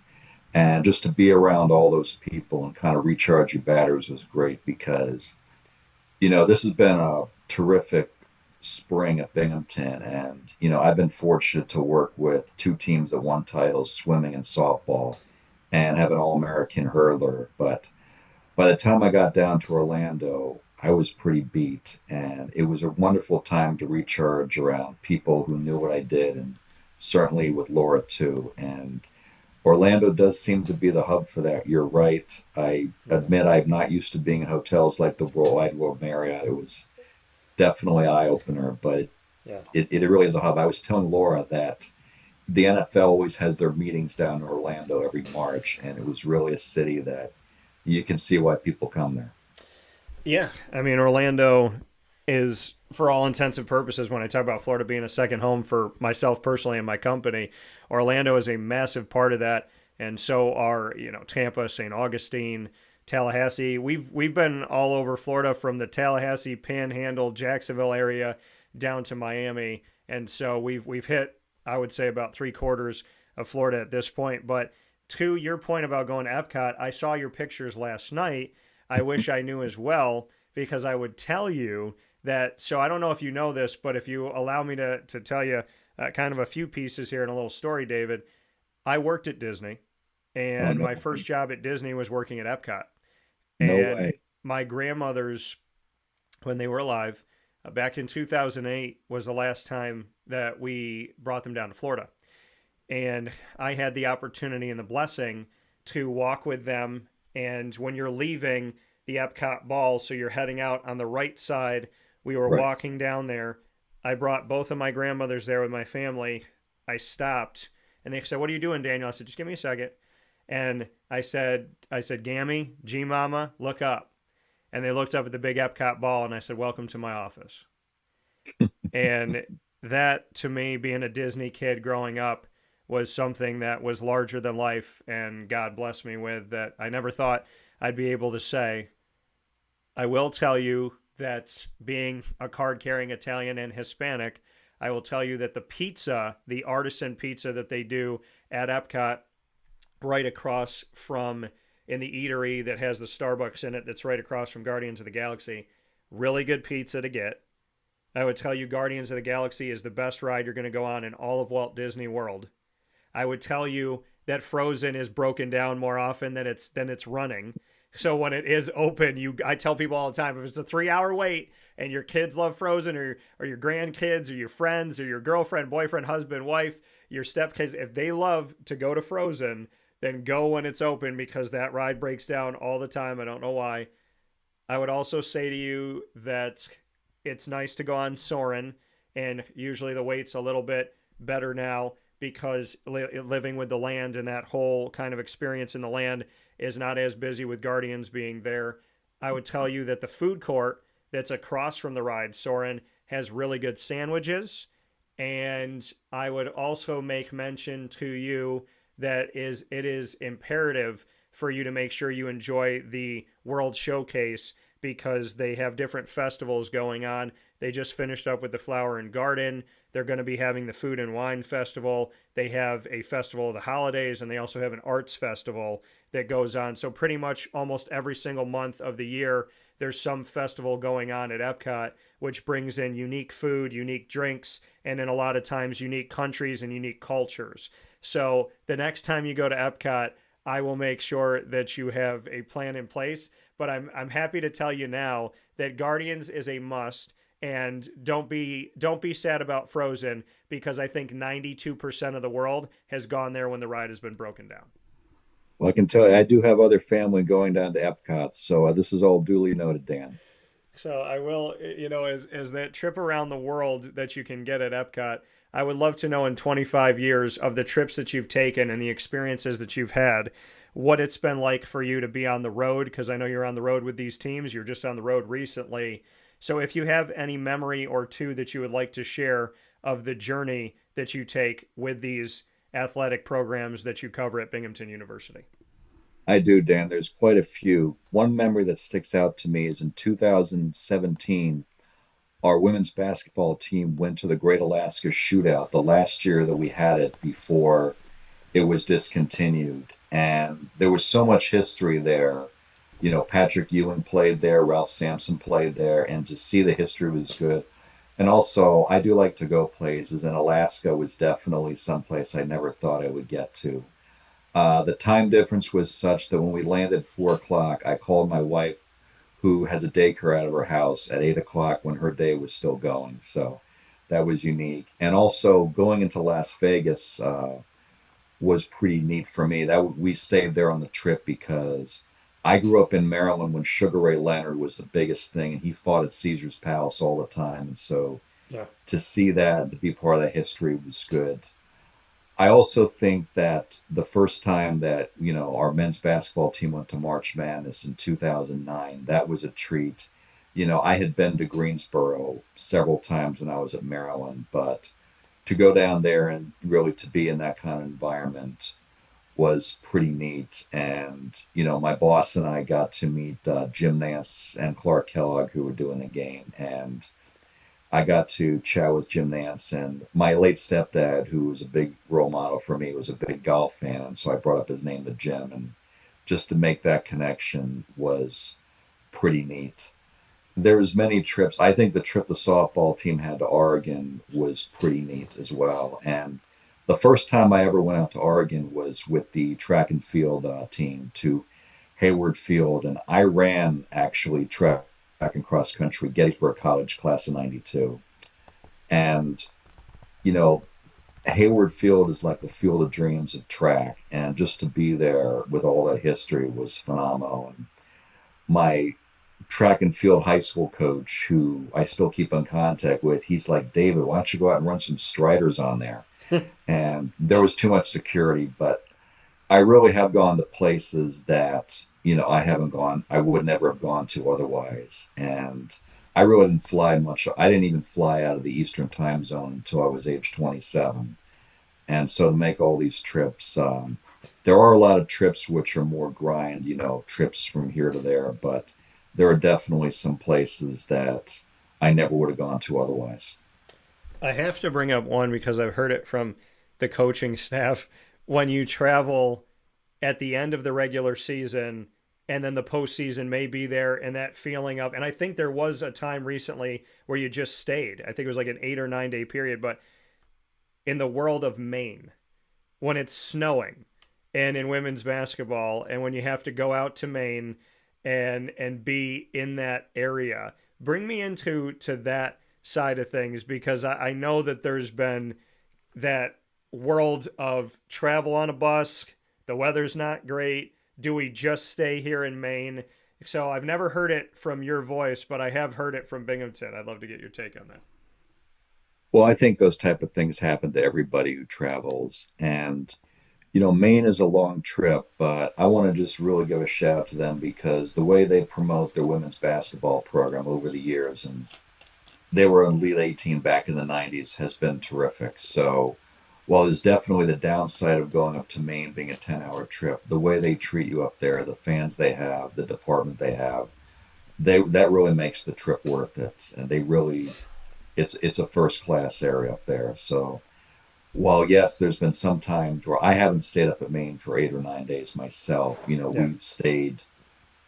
We've stayed partially there, but one thing about those trips that I appreciate is you see how close the team is. If you were with people you didn't like, you would definitely see a lot of friction on the bus ride back. But every team I've been with, the times that they get stuck in there, you really see the chemistry. You really see how much they get along. And that's kind of the inspiring thing that I see when those moments happen. And when you are with a team, and let's say weather hits or something happens, bus breaks down, whatever that may be over 25 years, what has been one of the moments for you? Like if they're playing a game, if they're singing on the bus, if they're playing, if there's a game going on with the team, if you're in the hotel, what has been a moment where we've seen David O'Brien get involved? Has there been a team that has kind of put you in the mix, said, all right, David, we're dancing, you got to dance, or we're playing this game, you got to play with us? Has there been one of those moments? Yes, the softball team has definitely been the moment for me. Okay. And they used to have a game called the headphone game where everybody had to sing a song. And this was 2011, and I was put on the spot. I didn't have a headphone, and I belted out Unforgettable with no headphones on. And I heard about it for a while. And so the next several times I came on the trips, they had me sing out a song or two. And, the current softball coach, Jess Bump, who when she was a student, she gave one of the senior speeches at the banquet of one of her favorite memories. And she singled out some of the songs that I sang, which not many people knew about. So that was interesting. And then a couple years later, the basketball team, under our former head coach, Linda Semino, we were coming back from Vermont, and they started, doing songs and all that. I'm thinking, I'm not getting involved. I'm not singing. And they went around the way. And so finally, when they called me to sing, and the head coach is like, David, get up there. And, when the head coach tells you to do something, you do it. So I sang Every Breath You Take, one of the few songs I remember from the 80s. And they made me do 2 encores. My voice was definitely a wreck. And I didn't tell my family about this because I just thought I don't want to make a big deal. Well, the next night was the coach's radio show. And I took my wife and my stepson, who was still back in high school at that point, to it. And Linda's up there and she gives her talk, and she mentioned about the sing-along, and then she mentioned about me in front of my wife and stepkids and everybody else. And I'm thinking, David, you idiot. And so, my wife, I definitely heard about it. She accepted it. And then a couple, so those are probably the two moments that stand out to me the most as far as me getting involved. If you had to sing karaoke today, and Gene Marshall said that it is your job to go up to the microphone to represent Binghamton University, what would be your song of choice? Every Breath You Take by the Police. I love that group. It's one of the few songs that doesn't require me to do the high notes, so that would be my song of choice. I'm not going to do it on this podcast, Dan. No, it's fair. I wouldn't ask you to do that. If you had to assign a song to John Hartrick that you guys were going to sing together, what song would you bring him up for? Well, every time that one of our seasons ends, I always play a YouTube clip of Don Meredith singing "Turn Out the Lights, the Party's Over" on Monday Night Football. So probably that one. Okay, fair enough. I like it. I like the musical side of things this morning with David O'Brien. Now, David, you spoke on Alaska. I have never been. I have been told to go. It is one of those places that you need to see in your lifetime. I do have some family friends that moved out there from Syracuse, New York years ago. What can you say to the world of Alaska and the experience that you had in the Great Alaskan Shootout? The people there are so friendly. You don't hear much about, what people are like up there. You always hear it's cold, there's nothing up there, but really the city of Anchorage was terrific. What really fascinated me, we had a very good bus driver who really told us a lot of history there. Is there are more airports than there are roads up there. Airports are like bus stops up there. So that was something that really got me. They do have very good food up there. They have Alaskan crab, but Dan, I'm from Maryland, so Maryland crab is always going to be my specialty. They did have very good chili up there, Okay. and just really the atmosphere was terrific. It didn't get. I was up there in November, so the sun didn't come out until about 9:30 in the morning, and it set at 4:30. So that was a little unusual, but you just really don't know how many quality people are up at a place like that until you go. Yeah, and to stay on the west side of things, Eugene, Oregon, which you mentioned for softball, has in recent history become a home away from home for Binghamton University because we know that Olympic qualifiers happen out there. So we know that there's been multiple student athletes that have been out that way. And Emily, her representation for the world of track for Binghamton, for upstate New York, I know that you covered that extremely close, and you and the staff at Binghamton allowed us to speak with her on her journey, which was absolutely incredible. So I'd love to go a little bit deeper into that. You talked about student athletes becoming stepkids to you. Emily has got to be one of the sweetest, kindest, hardworking, humble, and yet extremely talented people that I have met in connection with Binghamton. And then here comes Eugene again with the softball team going out there. So now when I see Eugene, Oregon, I don't think the first thing I think when I see Eugene, Oregon is Binghamton University. So I'd love to get your thoughts on that connection and obviously Emily's road to the Olympics. What was interesting about Emily is I knew her for the 2 or 3 years before she really blossomed into the runner she was. And when her first real experience on the national stage, Dan, came when she was 14th at the 2021 cross country championships, which was run during the pandemic. And the amount of attention that she got didn't just overwhelm her, it overwhelmed me. And I kind of felt like Emily and I grew together as far as what to expect in terms of media coverage. She wasn't used to it. She's not one of those people who really seeks to be in the spotlight 24/7. And certainly, I had not had that big of a story in years. We had a national champion pole vaulter, Rory Quiller, back in 2008, but this was before all the media turned into what it is today. So Emily and I kind of grew together in terms of what to expect, as far as what she was comfortable with, as far as what I knew. We kind of really learned on the job together, and that's what I really remember about her, and I still do to this day. And so when we did the interviews last year, it was much better. Like we had a huge Zoom call with everybody. We had individual interviews, and I got to know Emily so well that that was a piece of cake compared. So I really grew with her. Yeah. And for you, I mean, to have these moments, like you said, to know these student athletes, like you said, you meet with them individually, you talk with them beyond sports, beyond scholastic side of things. You want to get to know them as people, and that's exactly what we do here on the show, especially in rapid fire, which you and I will play in just a little bit. Oh boy. Of all these relationships and the building of them, David, when you get to see them before the world sees them, when you get to see them before they're this in the America East or this in the NEC or this nationally or this in the NCAA, for you to be a part of their journey before that one thing breaks or that story comes out, what has that been like for you to see the person behind the story essentially before the story? It's been terrific. And, I've had some people who really had a hard road to get here.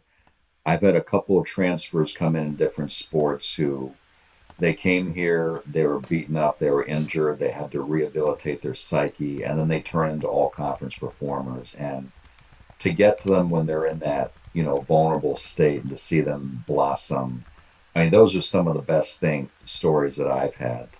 We had a lot of people on our track team, including Marcus Johnson, who he was a walk-on when he got here. I mean, he wasn't highly recruited, and now he's an All-American.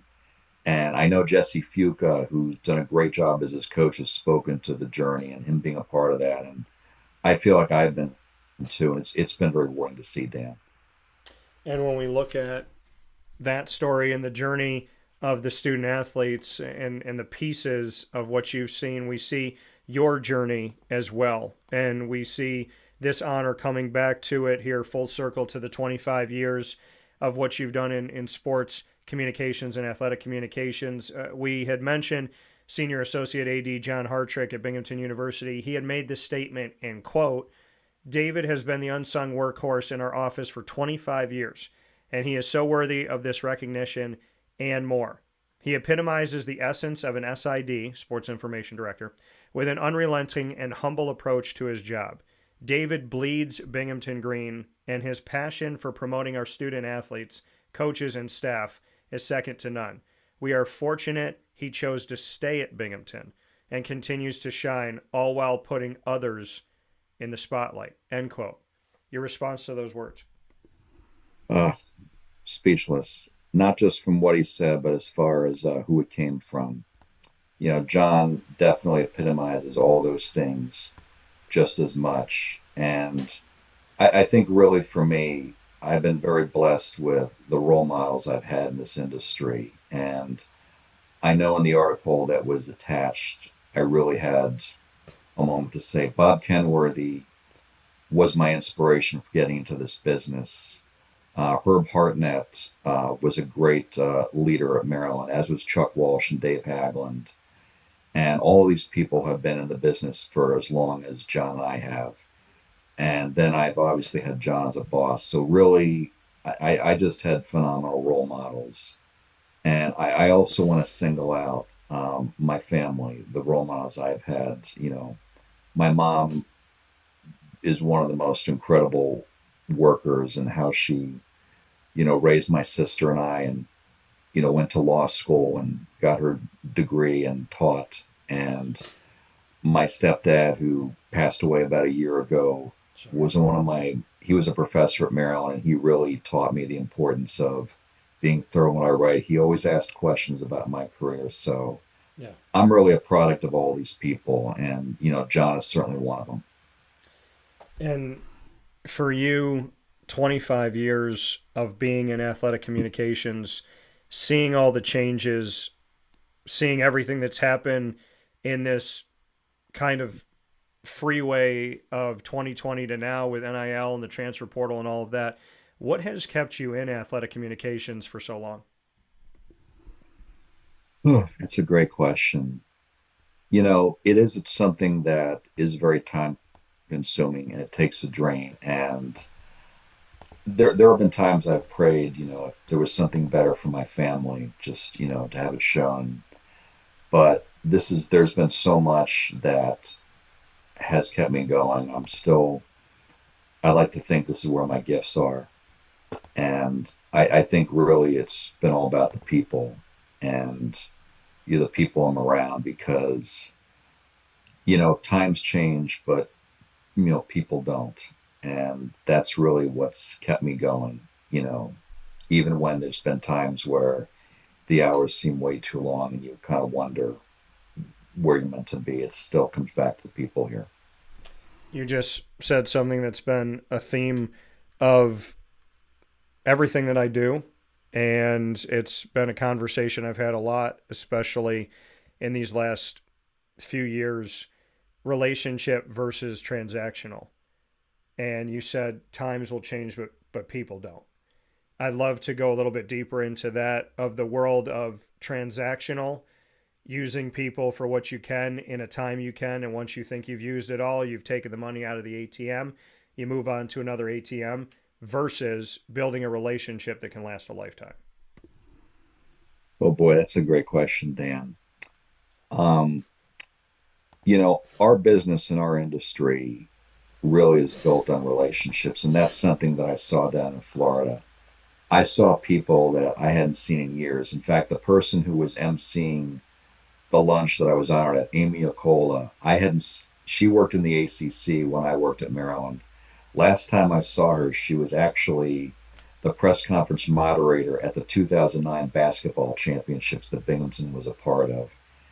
And just to come and give her a hug and act like, nothing's changed and just have seen her develop, it's been terrific. But I know for me, the thing that I learned about Mr. Kenworthy is it took me a long road from 1992 when I graduated from Gettysburg until 2000 when I got this job at Binghamton. I mean, I worked full time at retail as I was putting myself through grad school for 5 years.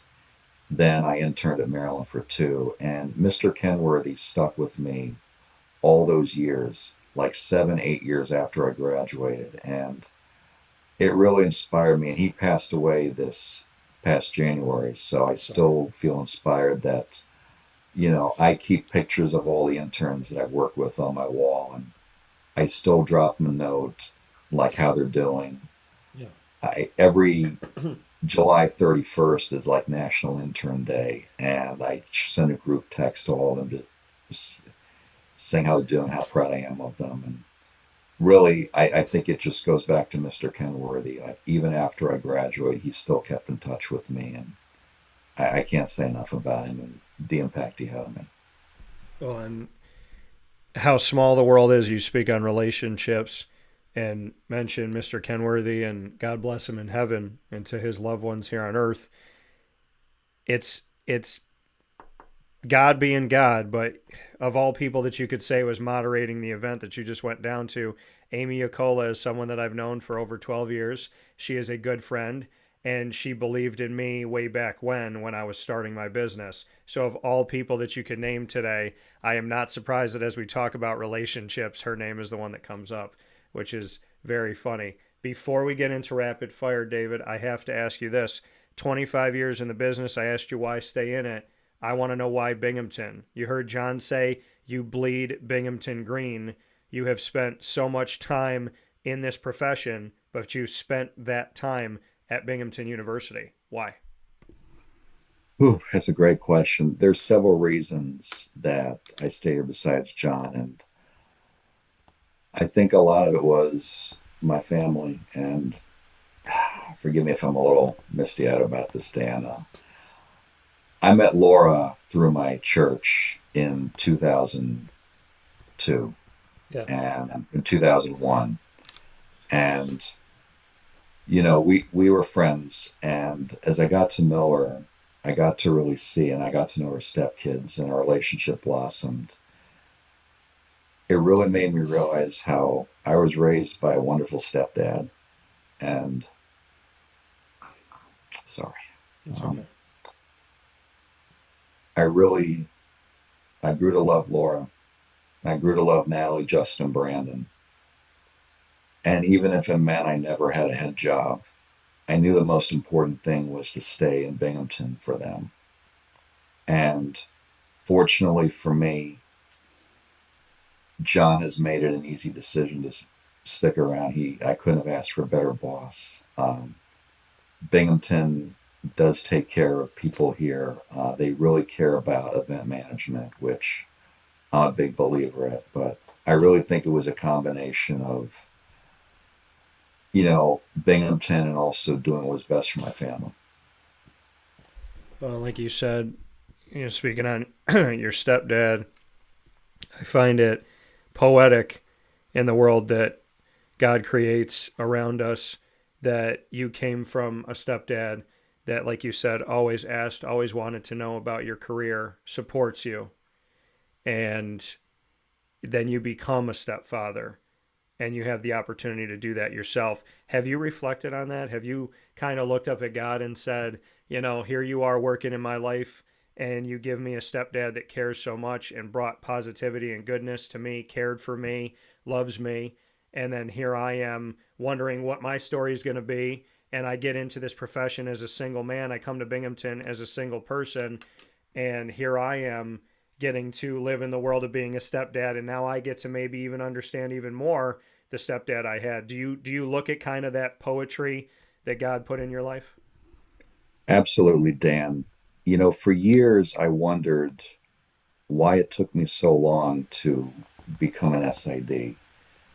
I didn't work in an SID office when I was at Gettysburg, so I didn't have a leg up like many people do getting into the business. I had to go to Maryland, work my way through, and there were so many times when I was age 25, 26, 27, where I did pray. And I know this isn't a religious show, but I just have to say that I really asked God, why is it taking so long? Why is it taking so long? And then when I started applying to jobs, I was the runner up at Lehigh. I was a runner up at many places before then. And I'll be honest, when I first saw Binghamton, I just applied to it. I didn't know much about it. And even when I went up for my interview, I just kind of went up thinking, all right, what should I think about this place? And fortunately, I had some friends at Stony Brook who really filled me on the inner workings of Binghamton. And I took the job. I was very happy, and I was just very happy to make it. I kind of wonder why it took me a long time, and now I realize I never would have met Laura. And meeting her and my family made it so much worth the wait. And as we were flying down to Orlando, I could just really say, and as I prayed, I just said, okay, Lord, I know why I waited. I know why it took me a long time. And it was to bring everything together like you have. Sorry. No, it's beautiful. And you know what? This is a religious show. And I talk about God more than I talk about pretty much anything. So don't ever apologize for that. David O'Brien here with us. David, it is now time for you to put me on the hot seat. We will go back and forth. You'll ask the first question, and then I will go. We can ask any topic, any question, and there is no prior notes or anything. I have no idea what David's going to say. He doesn't know what I'm going to say. You get the first question. What do you have for me? Okay, Dan, you've been in many press rooms, mine included. What has been your favorite press room food that you've had at a game? Favorite press room food? What a question. I You I don't will have to say where it is. You just have to say what you had. sure. I mean, there's one NFL team that I love dearly, and their food was awful. I will not. It was lukewarm hot dogs and some type of bread raisin pudding, and it was terrifying. But I would say, I mean, listen, it's free. So I would say my favorite press food. Well, I mean, you guys get Nurchies, and Lord knows that Nurchies is some good pizza. But I would have to say my favorite has to be, and I'm going to shout them out, the New England Patriots in Foxborough at Gillette Stadium. We had a buffet set up, and prior to the game, not kidding, lobster rolls, and Oh, just a sea of lobster rolls. You can take as many as you want. And I'm like, I'm going to take one. And then I thought about taking two. And the lady looked at me. She's like, do you want to take some for home as well? I was like, I want to live here. So I would obviously clearly have to say lobster rolls. Also, the Tampa Bay Buccaneers, walking in there for the first time and having people tell me in the media, oh my gosh, you have to try the bananas Foster, it's delicious. And it was like a restaurant. I mean, having them tell you, oh, make sure at halftime you get the bananas Foster. And I was like, what is this, some 5-star Michelin place? And they feed you, they had a meal pregame, then they have like sandwiches, then they had like a hot meal, then there's another meal, then there's bananas Foster. So I would have to say probably the Patriots and the Bucks, but don't think that I don't notice the fact that y'all give some love to Nurchies at Binghamton University. Right. My question back to you, David. If we created, okay, let's go with food on this one too. If we created a David O'Brien dish that we could put on the menu at a restaurant, what would be on the plate and why? Have to be a Maryland crab cake. Okay. Lump crab, yes. All right. Why? Just because of home? Yes. I will not eat seafood up here unless it's from Maryland. If it's crab, gotta have a crab cake on there. Okay. All right. Got to have a crab cake. I can appreciate that. What's your next question for me? Next question is to me is what is the most exciting sporting event you have ever attended in person? Good question. Well, I've been to the NCAA men's basketball championship game. I've been to multiple Final Fours. But I'd probably have to say, and I was also in that trip to Foxborough was my Jaguars playing the Patriots for an opportunity to go to the Super Bowl. I would have to say, though, it would probably be this past January 2025 when I covered the college football playoff from beginning to end. I was on site for every round. So I was at Penn State for SMU Penn State in the first round of this historic year of expanding to 12. And then I went to the Chick-fil-A Peach Bowl for Texas Arizona State. And then I went to the Goodyear Cotton Bowl Classic for Texas Ohio State. And then I was back in Atlanta at Mercedes-Benz Stadium for the national championship between Ohio State and Notre Dame. That national championship game, the entire experience, I have not been to the Super Bowl, but anything that I've seen when it comes to the Super Bowl, I was like, this is the Super Bowl of collegiate athletics. I mean, the carpet, when you walk in, the experience of interviewing student athletes and having like fans just be able to walk and sit on bleachers and watch you do it, to being at the game itself, to meeting Captain America, Anthony Mackie, on the sideline and getting to talk with him and take a picture with him and get to tell him how much I appreciate the work that he's done. I would have to say that, listen, I know the people at Peach Bowl Inc. I know Gary Stoken and have a lot of respect for Matt Garvey and Gary Stoken and the entire team out there. And Mercedes-Benz Stadium, I've had the blessing of being there, I think, from the beginning of when it was first opened.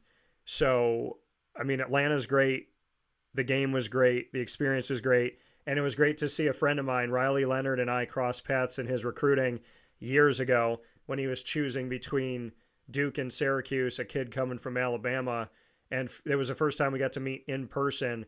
And I was there with the media interviewing him, and they said next question is going to come over here, and Amy Avicolli was actually at that as well. And I'm speaking, and I started talking, and I said, "Hey Riley, you know, it's been a minute. We've talked on your journey." And he's like, "Yeah, it has, man." And he smiled and he goes, "What's up?" And I said, "We've talked to each other through it." And he's like, "Yes, sir." And it was just this like kid moment between him and I got to give him a hug afterward. And so, and him and I have a strong faith. He talks about God openly, which I respect the most out of the work that he does. So I would say it was so many things with the college football playoff, but it would have to be that. I mean, I could have just fallen on the ground at any point and done just kind of like a carpet angel, you know, like you would do when you're just laying in the snow. I think sitting in that moment, David, and being a kid from upstate New York who decided to leave traditional radio and TV and start my own business, get on the internet when it was unheard of, get on podcasting when people didn't know what it was, when they thought it was going to fail, you know, to start way back when, and to bank on myself without a comma in my bank account at a time when I was taking care of my grandmother so she didn't have to live in a nursing home. If I told you how I started my career and every chance I took believing in God and myself, and then to be sitting there at the college football playoff with only 200 to 300 people in the world that were allowed to be there as media credentialed people. I mean, I believed in it. God believed in me, but there were a lot of people that probably thought I was nuts. So to be in that moment, I know it's a long-winded answer, but to be in moments like that and to do those things and to realize that believing in yourself can create a world that almost nobody gets to live in, I would say that those moments I will take with me forever. But if you know anything about me, I'm just getting started, is what I would say. Okay. My question back to you, David, Oh if boy. you and I were in a movie, because I don't know if you know this about me, but I dabble in the world of screenwriting and I'm actually working on a new project. So if you and I were to make a movie and it's a comedy, what is our profession? So you get to pick what you and I do for a job. You get to pick the city we're in, and you have Laura. I am a single man, so you get to pick my love interest. So you're going to give us the movie, the setting of where we are, the job that we have in this comedy, and who are you going to give me as my actress love interest? Oh boy. Well, I think there's a lot of comedy in both of our professions and a lot of comical stories. So True. I would probably say that we can definitely stick in our professions. Okay. I would say probably as far as a city, well, I think there's a lot happens in Orlando, so we can probably be down there. Okay. Um, I don't know about love interest. I don't really follow too much as far as, current celebrities out there. Okay. Um, but if you're looking for comedy, the funniest two actresses I know who would fit into comedy, Lucille Ball and Mary Tyler Moore. Okay. My wife and I love both of those shows. We watch them, so let's keep the comic effect. And what was the last question? What was the last part of that? You got it all. It was the setting of where we're going to be. It was the jobs we're Okay. going to have, and it was a love interest. So sportscaster meets SID in Orlando. I like it. Okay. It's fitting. So David, because you've been so gracious, I'm going to give you a bonus. I will not ask you another question, but you get to have Oh, the you last. can. I'm fine. I'm fine. You can ask whatever you want, Dan. Okay. Well, I guess then we'll have one more apiece. So you go ahead with your last rapid fire for me. I thought you were going to ask it to me. Oh yeah. So I was going to say I was going to defer to you since you've been so gracious with answering my questions. I wasn't going to ask you another one, but you can ask me one and I will ask you one. Okay. All right. Let's go with what's one place that you haven't been to that you want to go to someday? The answer a few months ago would have been Italy and Spain, but my dad and I kept our promise and went to Italy after 11 years in the making. So I will say Spain. I have family there and they have watched the show. They've listened to the show, which I think is insane and one of the greatest honors of my life. And I would like to go see my family in Spain. Very simple answer, but one of the truest ones that I can give you. So I would Okay. say go to see them. My question back to you, David, and the final question that I have of everything that we've talked about today in the work world, and we've also spoken about family, what has been the greatest gift that you've had in your life being a stepdad to Natalie, Justin, and Brandon? What has been the greatest piece of being their stepfather? Watching them grow and develop into the people they are today. They all have been very good family people with their own families and also very well in the professional field. Now he's a fourth grade teacher here at Owego. Justin is a senior manager in retail up in Buffalo, and Brandon is works for Lockheed Martin. He's actually working remotely in my own neck, the DMV neck of the woods this week. But Okay. to watch all of them grow, to watch them develop over the years, and just to see how staying in one place was the best decision that Laura and I could have made, and just to really to see them grow, kind of like what my student athletes, but on a much deeper level. Well, and I know that you mentioned mom and your stepdad. What are their names? Valerie and Herm, or as I call them, Mom and Herm. So to Miss Valerie and to Herm up in heaven, And of course, to Natalie, to Justin, to Brandon, and to Laura, I want to thank you, David, for sharing your story with us today. You have been the man that tells the stories. Today we got to tell yours, and I appreciate the opportunity of doing that. And I appreciate, and I'm not surprised, the heartfelt kindness and goodness and just what you've given us here today to remind us of relationships, the things that matter, having a faith in God, and the importance of family. I'm not surprised, but I'm very grateful that you gave us so much time to tell your story today. And even more so now than I was before we had this conversation. I'm happy to know you, and I'm happy to work alongside you, David. So thank you for that. Right back at you, Dan. We'll talk with you soon, okay? Thanks for having me, Dan. You take care. Take care. God bless. We'll talk soon. That coming from David O'Brien one more time here on Wake Up Call with Dan Tortora, where sports meets life. We'll take a step aside for a fast break and round out the show right after this with the ingredients to success on Wake Up Call with Dan Tortora. We appreciate you being here inside the Great Lakes Honda City studios, and we have not taken a step aside for a fast break yet. That is what this show is about, folks. We are about the content. And of course, I love all the businesses that we get to work with, and we make our fast breaks fun. And obviously, when you hear from them, they're genuine people, they're good people, they're hardworking people. We don't just work with random businesses here or businesses that throw money at us. We work with businesses that care, and there are people. I can name individuals throughout each business that we work with, and I have done that plenty of times here on the show, and I'm grateful to work with the people that we do, including being with Great Lakes Honda City as a studio partner. So we will take our first step aside after plenty of content here on the show today, and we'll be back right after this. Here's a message from Renee from Bryan's Landing, located on 6523 East Seneca Turnpike in Jamesville, New York. Open Tuesdays and Wednesdays for dinner, Thursday through Saturday for lunch and dinner, and Sundays for brunch.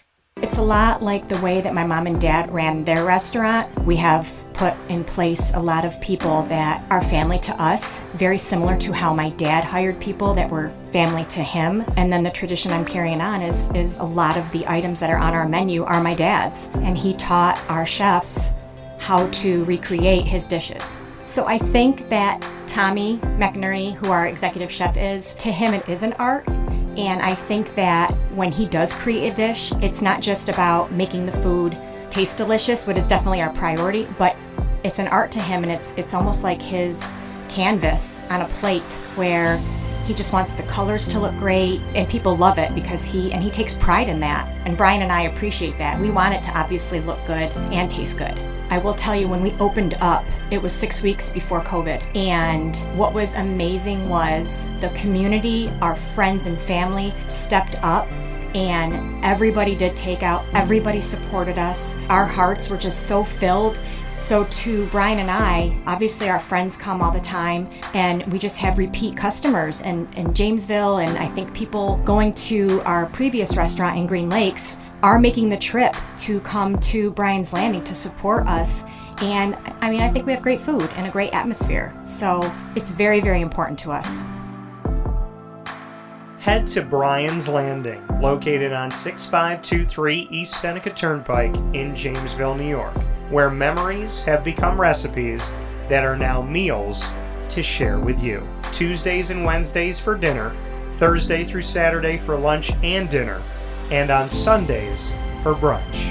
And be sure to come out for live music Friday, Saturday, and Sunday.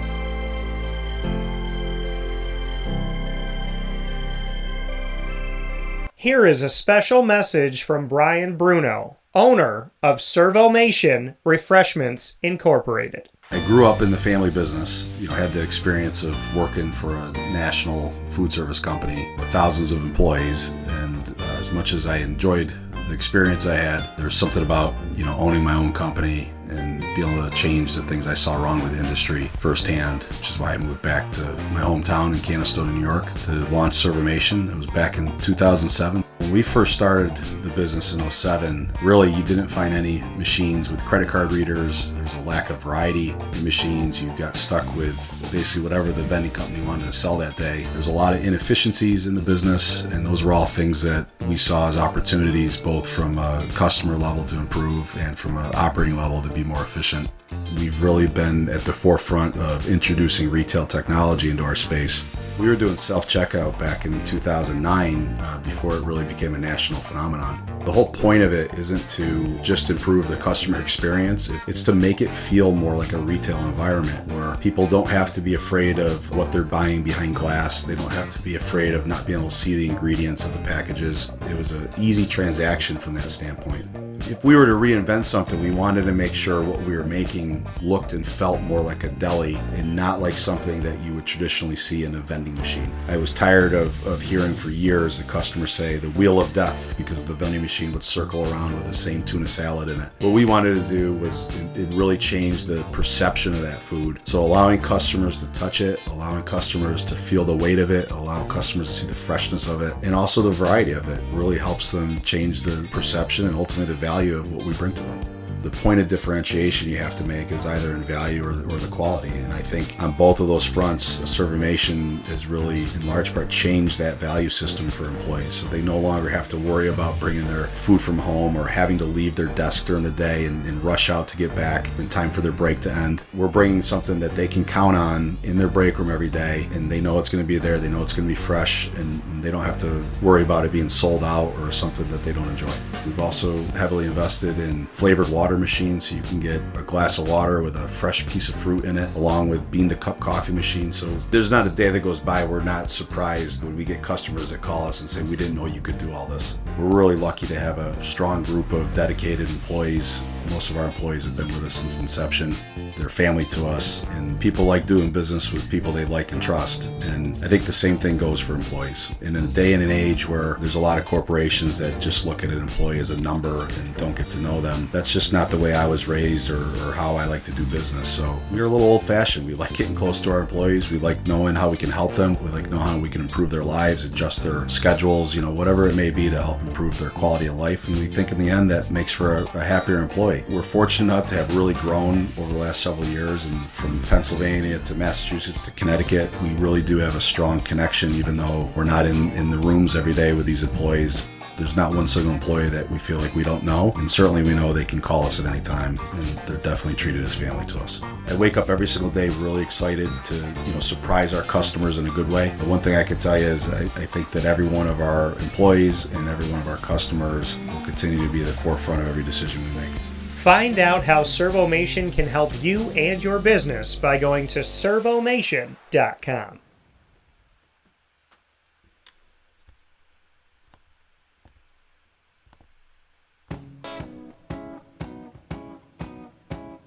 In these unique times, there are those in our community that give us a sense of normalcy and positivity. Pizza Man on 50 Oswego Street in Baldwinsville has been here for you for over 35 years and is here now.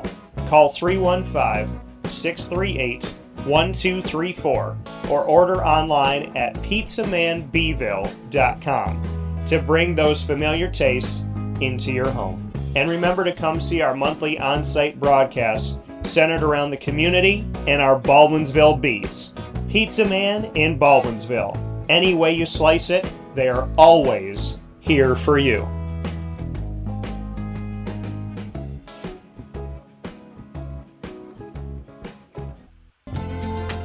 Looking for your next ride?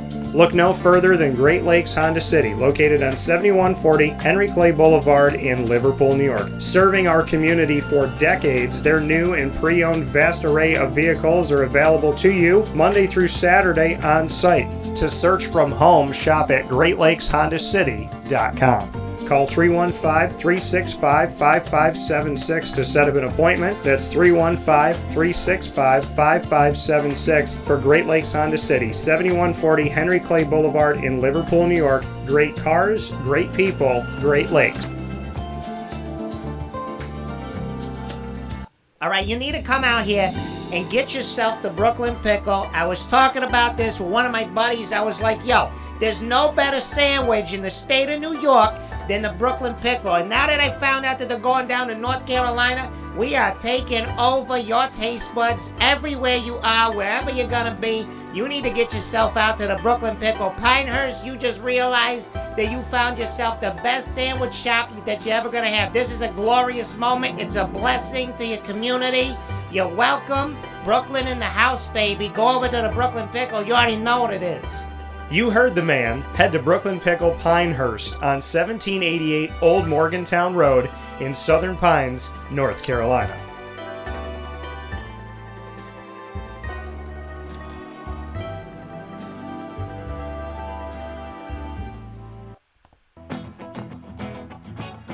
Hi, this is Amy from Mother's Cupboard, home of the whole frittata. We are open daily 6 a.m. to 1:30 p.m. For takeout orders, call 315-432-0942 and tune in to Wake Up Call with Dan Tortora for our monthly food challenge and try our Wake Up Call signature menu item available 7 days a week. Here at Mother's Cupboard, we are Central New York, and it's our honor to serve you. Ma and Pa's Kettle Corn and Popcorn Factory remind us that every day is worth celebrating at 201 7th North Street in Liverpool, New York. Open Monday through Saturday in-store and always online at maandpaspopcorn.com. Serving our Central New York community and beyond, order anywhere, anytime at maandpaspopcorn.com. Stop in to get a tin at Ma and Pa's on 201 7th North Street in Liverpool, New York to get your half-price refills for the rest of your life. Come to Ma and Pa's for your holiday gift giving for family, friends, employees, and clients. And remember, for fundraising and events, to call 315-450-6272. That's 315-450-6272. Ma and Pa's Kettle Corn and Popcorn Factory. How corny are you? This is Jimmer Sikowski, owner-operator of Chick-fil-A Cicero, 7916 Brewerton Road in Cicero, right in front of the Home Depot. I had a deep feeling that God wanted me to do something bigger with my life and to help people, help others. I kept putting Chick-fil-A in my life, and I realized as I was going through the franchise selection process that positively impacting the lives of others was really core to what we do here at Chick-fil-A. First of all, it starts with the food. The food is brought in fresh daily, and we bring in local produce. We prepare to order in the kitchen. We hand bread our chicken. We hand spin our milkshakes. It's great food. It doesn't taste like fast food. I think the second thing is the way people feel when they come in a Chick-fil-A restaurant. It's different. We try to treat people with intentional kindness here, which is very different and deeper than good customer service. And so I think it feels remarkable for most people to come in a Chick-fil-A restaurant. And then lastly, the impact that we try to have in the community is very different.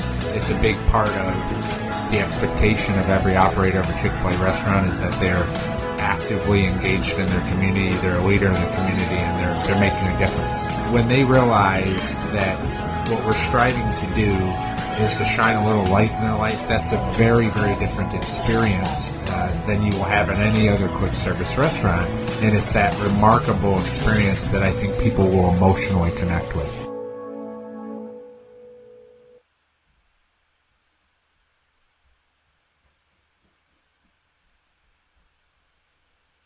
And a welcome back here to Wake Up Call with Dan Tortora, where sports truly meets that thing called life. We appreciate you being here with us every Monday through Friday from 9 a.m. to 11 a.m. Eastern Time, and of course, under promise, over deliver, as we continue to do here on Wake Up Call with Dan Tortora, spending some extra time here with you this morning. And we are in our final piece of today's broadcast inside the Great Lakes Honda City Studios, and that is time for the ingredients to success, proudly presented by the wonderful team at Avicolli's. Avicolli's on 7839 Oswego Road in Liverpool, New York, on the corner of Route 57 and Wetzel Road is where you will find them, right down the street from Liverpool High School. You can actually stand at the corner where Avicolli's is at the light and look right down the street and see Liverpool High School within walking distance of Avicolli's. So make sure you head over there every single day of the week. They are open for you 7 days a week for lunch, dinner, and drinks. Of course, drink responsibly. And now with the weather being nicer, you can go and sit in their outside area, their little outside patio with all their flowers and the beautiful decor that they have at Avicolli's. We will also be there this Thursday. And this Thursday, June 19th, we will be with you at Avicolli's to celebrate the career of Bryce Mills, who came from Liverpool High School and is now a professional boxer. And he is coming off of a first-round knockout victory at Turning Stone that just happened here within the past couple weeks. Very excited to have the opportunity to celebrate with Bryce Mills and his family on site, on location at Avicolli's this Thursday, June 19th at 6 p.m. dinner time. So come out, grab some pizza and wings, and watch a fantastic show featuring a fantastic person in our community, born and raised in Central New York and traveling around the world, chasing his dreams and having so much success in his boxing career, which has only just begun. Come out and see Bryce Mills this Thursday, June 19th at 6 p.m. at Avicolli's. Today's Ingredients to Success topic: what you believe. What you believe. And it sounds pretty simple, right? What do you believe in? What matters to you? What are the things that you truly care about? Do you believe in God? Do you believe that you can be anything that you put your mind to? That you can achieve anything you put your mind to? Do you... It's really what you focus on, right? What do you believe in? What really matters to you? That's a question. And it's a question that only you can answer. What is your focus? Where are your beliefs? Because there are people that settle in this world, and you say, okay, well, why did you settle? You wanted to be an astronaut, and you're working at a daycare. Why? Is it simply because you didn't believe that you could? Is it simply because you just didn't have that push within yourself that you could accomplish something fantastic, that you could do something great in your life? See, what you believe about yourself is what becomes your reality. If you believe you can accomplish anything, then you will go after your dreams. And when it doesn't work out the first time, the second time, the 300th time, you'll keep going. But if you don't believe in yourself, you'll quit, which is a word that I don't like to say. Just came out of my mouth, hurt me in the stomach. Truly. Like physically, I don't like to say the word because I don't believe in it. So, what is it this morning? I'm asking you, what do you believe in? As we sit here this morning and you're having your cup of coffee at your desk, or maybe you're going out for a run, maybe you're watching the birds outside while you have a cup of tea, right? And you just put a new bird feeder out. Whatever you may be doing right now, I want you to stop and ask yourself a question. What do you believe? What do you believe about yourself? Because that says a lot about where you're going, where you're heading. The ingredients to success on what you believe, well, I would say one of the ingredients is to believe in God. I know some people do and some people don't.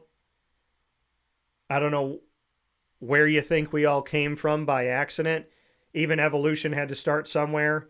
Even the creation of our universe had to be created by something. Do you believe the universe was just a giant blank sheet of paper and then all this stuff happened and there was no fire starter, so to speak? So I would say when it comes to the ingredients to success for what you believe, I would say first and foremost, a belief in God is going to carry you a long way. A belief that there is a compass, that there is someone smarter than you, better than you, that knows more, that sees all of the avenues and will guide you and will guard you if you're willing to listen, on the right path. They will guide you and they will guard you. So I would say in my life personally, a belief in God is imperative for me to have any type of ingredients to success.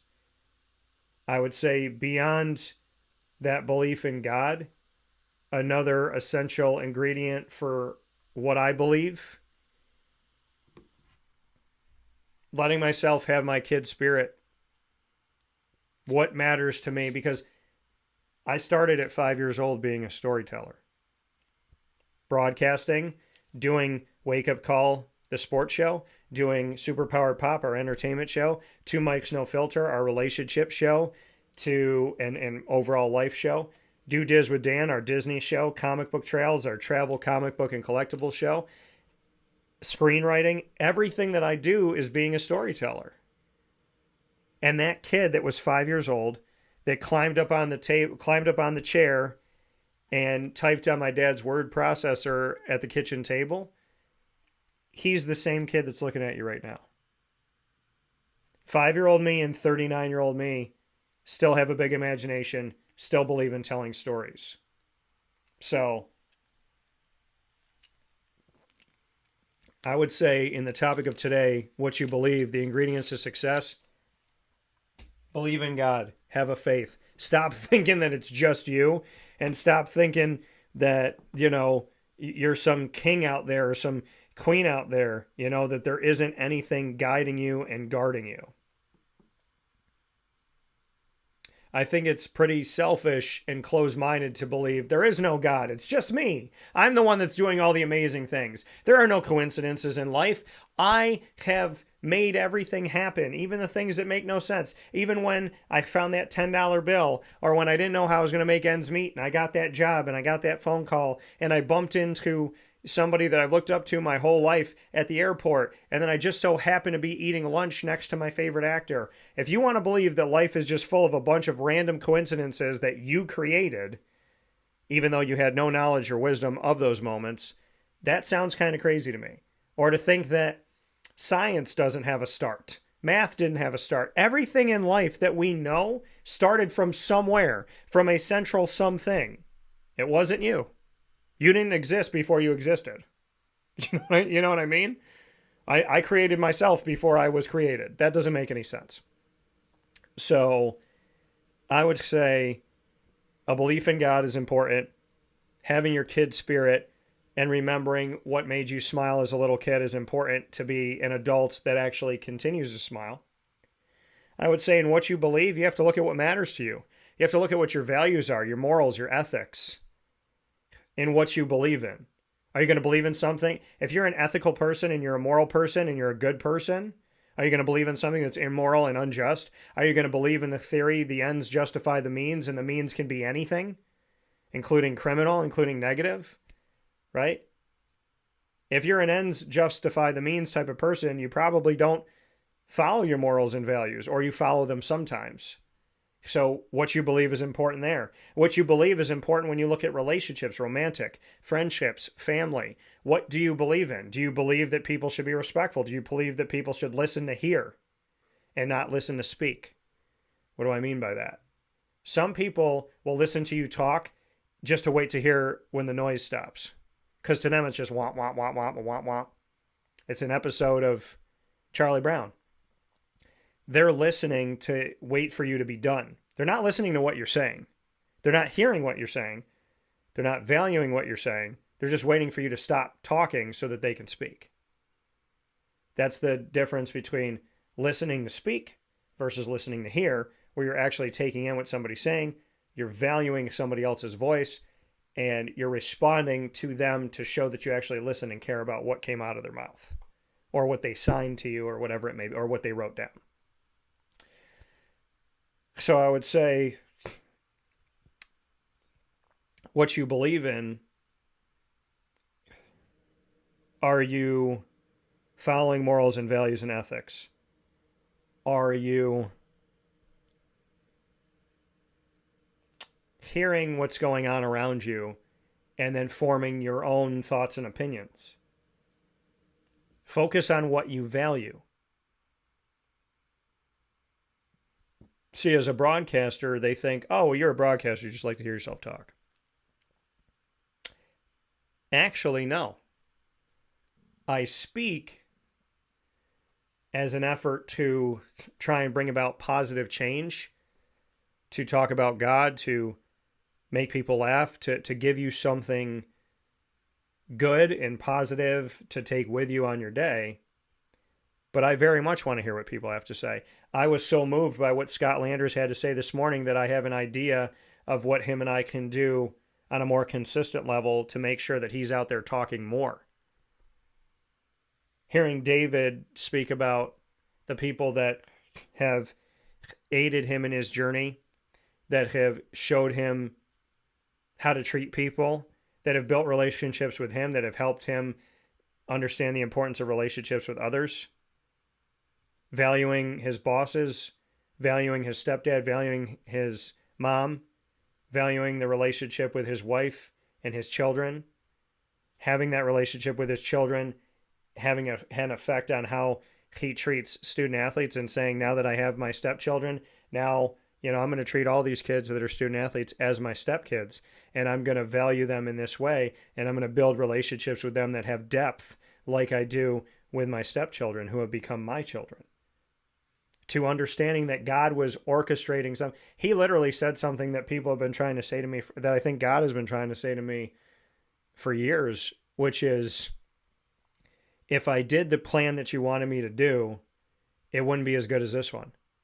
Like David said, I didn't know why Binghamton. When I applied, I didn't know anything about it. I talked to my people at Stony Brook. They helped me to understand Binghamton. I took a chance on Binghamton. And if I didn't have Binghamton, I wouldn't have met Laura. If I didn't meet Laura, I wouldn't have known her kids. And so God was essentially doing all of these things in my life, making sure that I went to Binghamton, making sure I went to that church, making sure I spoke to her, making sure that I was open-minded and dating someone who had children, and then dating that person, getting to know that person, building a life with that person, and realizing that God was literally working everything out so that I could have the life that I have. I wouldn't have Laura without Binghamton. So when you're wondering, why is this taking so long? Why is this not happening? Why did he not get the job? Why was he the runner-up for this job and the runner-up for that job? Because God was getting him to Binghamton so God could put him in front of Laura, and so that could come to be. And now here Laura and him are 25 years later flying down to Orlando to celebrate his service in the communication world of athletics. And they're going down and celebrating 25 years in Orlando, Florida of his career. And those 25 years have been spent in Binghamton, and they wouldn't be able to celebrate together if it wasn't Binghamton that he spent the last 25 years. There's a reason why God does what he does, and David articulated it so much better than even I'm doing right now, of how he brought all of these pieces together. Everything, for those who do good, everything works for the good for those who serve the Lord. Everything works together for good for those who serve the Lord. And he epitomized that. And it's beautiful. So we follow what we believe. Follow God. Trust God to guard you and guide you toward him, guide you toward where he wants you, guard you from where he doesn't, guard you from what is not him. So trust God. Have morals, have values, have ethics. Utilize them every time, not sometimes. Build relationships. And whatever you believe you can be, go out and do that. As a kid, I believed in Spider-Man. I want to believe that someday I'm going to flick my wrist and the web's going to shoot out. Even if it's just when my life is done and I have the blessing of being in heaven, if God just lets me for a day. If I go into heaven, I walk up to the gates, I see God, and God goes, okay, I know you've been waiting a long time. Go ahead. And I'm like, what is he talking about? And I flick my wrist and the web shoots out. And I'm like, are you kidding me right now? And I just, would be flying around heaven, to whatever trees or whatever's up there and buildings and whatnot, be flicking my wrist and shooting my webs and being Spider-Man for the day. Would be a beautiful thing. I've always wanted to have a connection to Spider-Man and Venom, so why not screenwrite? It's something I want to do. So do it. I believe in the world of sports, and I loved collecting cards as a kid. I still love collecting them. I love working with GG Cards and Breaks here in Syracuse. So collecting the cards and watching Stuart Scott and watching Rich Eisen and watching Chris Berman and saying, I can do that. And then I did it. I can have my own company, and then I did it. And I want to thank people like Mark Jones that were there in the beginning, people like Niccolo Cicero that were there in the beginning. And I had that belief in myself in high school that I could be a sportscaster. Just as good as anybody on ESPN, on SportsCenter, or wherever. And now those people that are on SportsCenter or on ESPN or on Fox or wherever it may be, I'm in the same rooms as them, covering the same event, talking to the same players and coaches, and I work for myself. So what you believe, I'm living that every day. I believe I could do anything I set my heart and my mind to. If God wants me there, and I believe I can get there, then I will get there. If I believe in it, and God is by my side, then we're going to achieve it. If you believe it, you can achieve it. That is a very real thing in my life. And it's very real in the lives of the people that I surround myself with. So whatever you believe in, however crazy it may be, whatever goals you have in life, whatever you would like to accomplish, wherever you'd like to be in life, and who you want to spend that life with, believe in yourself. Stop believing that you can't ask that person out because they're so much in a different league than you. Stop believing that you can't achieve that dream because it's so hard to. You might have to thread the needle. You might have to do something that to most people are impossible. But people have been doing the impossible forever. People have been achieving the impossible throughout human history. So you could be the next person to achieve the impossible, or you could be the next person to just settle in your life and to not go after what you want, and you'll be miserable. What you believe is what you will become. If you believe that there is no ceiling on your life, that the only shackles put on you are by other people, if you allow them to, or by yourself, if you believe in that, if you believe the shackles only exist if you believe they exist, then take them off. What did Gandhi say? You can chain down my body, but you cannot chain down my spirit. What Gandhi believed in, what he fought for, it didn't matter if they jailed him. He was never going to stop being himself, following what he believed to be true, following his mission. Never stop being who you are. If you believe in yourself, you can achieve anything. Any job, any career, you can ask anybody out, live in any place you want to. There are human beings that believed that we could fly. Without them, we wouldn't have the fastest mode of transportation. There were human beings that believed that we could make trains and get from point A to point B. Without them, we wouldn't have those trains. And without those trains, we wouldn't have the fast trains that we have now that get us even quicker from point A to point B. There were people that looked out at the stars and said, wow, I wonder what's out there. And then there were people that actually worked to figure out how to get out there. Life is impossible to a lot of people. But what you believe in can change the realm of possibility, change your reality, and create a world where you land among the stars. Never stop believing in yourself. This has been a message from Avicolli's in the Ingredients to Success here on Wake Up Call with Dan Tortora. What you believe, you can achieve. And I believe in you, and so does God. We'll take a step aside for a fast break. We'll wrap things up right after this.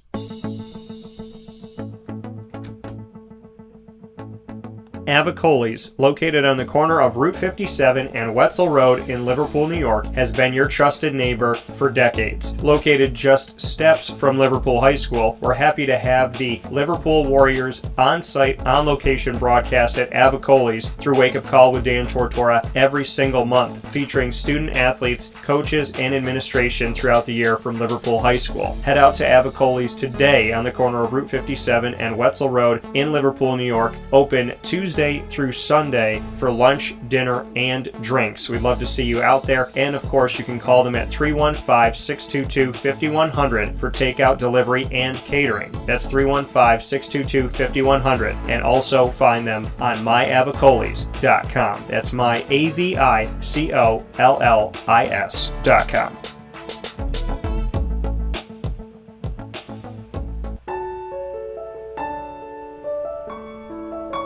Having peace of mind when you're out of town that your furry-loving friend is safe and sound means taking them to Canine Campground, because we all know that when it comes to the love of our pets, it goes well beyond the call of duty to make sure they're safe and sound. Right, Lily? So take a ride to 242 Johnson Street in East Syracuse, New York, and see Canine Campground and where your dog will be staying in the classic cabin, the executive cabin, the grand cabin, or of course the luxury cabin, because if you know Lily, you know she loves luxury. Now you don't have to wait to the last minute to find a family member or a friend that'll take your dog for a few days. Call Canine Campground at 315-299-4013. That's 315-299-4013. Their drop-off and pickup times are Monday through Sunday. Check K9campground.com for more information. That's the letter K, the number 9, and campground spelled with a K.com. K9campground.com. When you're going out of town, bring your dog to Canine Campground.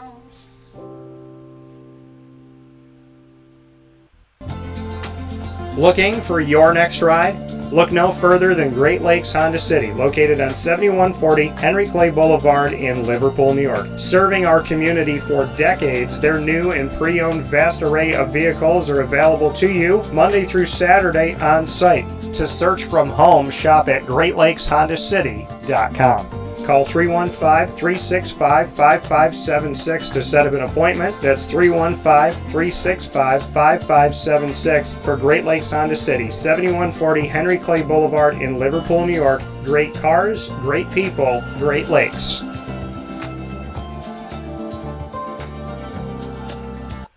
Carvel DeWitt, it's what happy tastes like. Do you know why? Because we make ice cream. Creamy, rich, flavorful ice cream. Not yogurt or iced milk like some of our competitors. Ice cream. Fresh, by hand, daily. For the calorie conscious, we have something new for you. Our new Carvelite. Same great flavor, creaminess, and texture of our regular ice cream with only 35 calories an ounce. So whether you want an ice cream cake, flying saucer, dasher, carvalanche, hard or soft ice cream, we will satisfy your craving with our fresh, handmade regular or new Carvelite ice cream. Carvel DeWitt. It's what happy tastes like. The Wildcat Sports Pub in Camillus, New York is located on 3680 Milton Avenue in the Home Depot Plaza. It is your family-friendly sports bar and restaurant.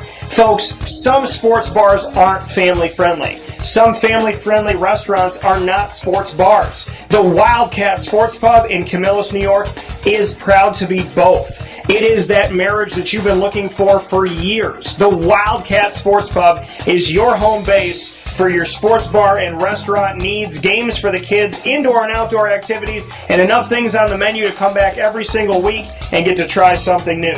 They're open Sundays from noon to 8 p.m., Monday through Wednesday 11 a.m. to 11 p.m., and Thursday through Saturday from 11 a.m. to midnight. For reservations and party information, call 315-487-2222 for the Wildcat family-friendly sports pub and restaurant.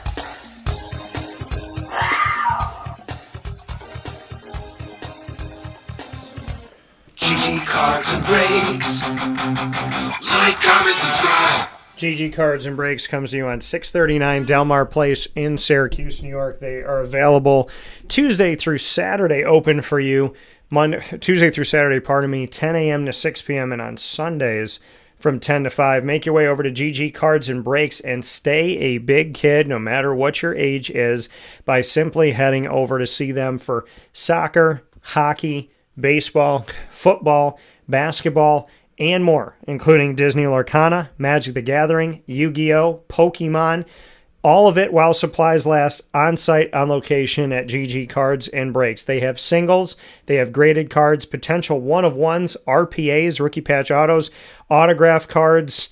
You can find it all at GG Cards and Breaks, including packs and boxes that you have no idea what's inside of them, and you can find something great and bring it home. GG Cards and Breaks, I have found some incredible cards opening packs and boxes there, so you never know what you're going to find, and that's the fun of it all. Go to GG Cards and Breaks today and get those cards that you love, those players that you see in their display cases. Bring those home today, as well as getting some packs and boxes to see what you can find, right? To have that element of surprise that's part of the fun of the hobby of collecting sports and trading cards. Do it all at GG Cards and Breaks on 639 Delmar Place in Syracuse, New York. Open Tuesday through Saturday from 10 to 6 and on Sundays from 10 to 5.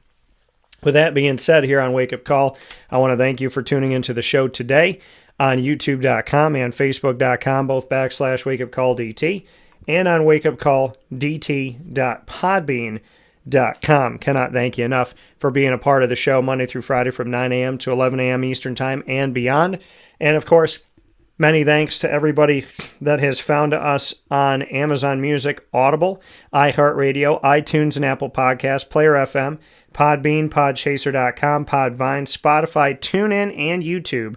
All you have to do is search Wake Up Call with Dan Tortora, or one word, Wake Up Call DT. You can also find us by asking Alexa or your Google Home device to play the latest episode of Wake Up Call with Dan Tortora. They will do that for you as well.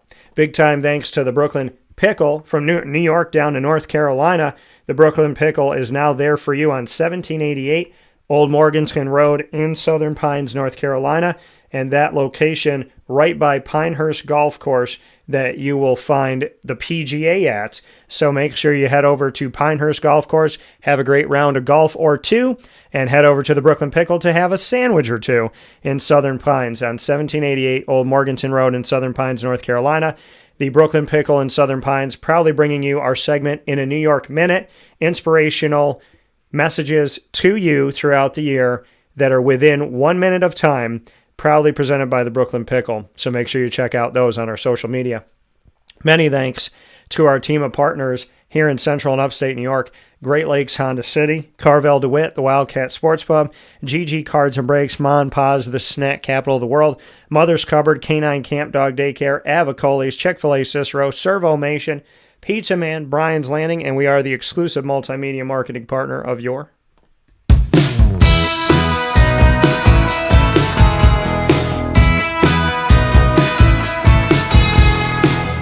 Lemoyne College Dolphins. It's Fins Up every single month on Wake Up Call with Dan Tortora. Find your Dolphins here with us on Wednesdays during Dolphin Time with student athletes, coaches, administration, future Dolphins, and alumni. You will find them all here with us throughout the year, and you can also go to our YouTube channel and find all of our content with Lemoyne. Go to youtube.com/wakeupcalldt, click subscribe, hit the notification bell, and find our Lemoyne playlist. You'll also find the Dolphins by going to wakeupcalldt.com's homepage and underneath the exclusive partners tab. For more information, go to LeMoyneDolphins.com, and as always, Fins Up.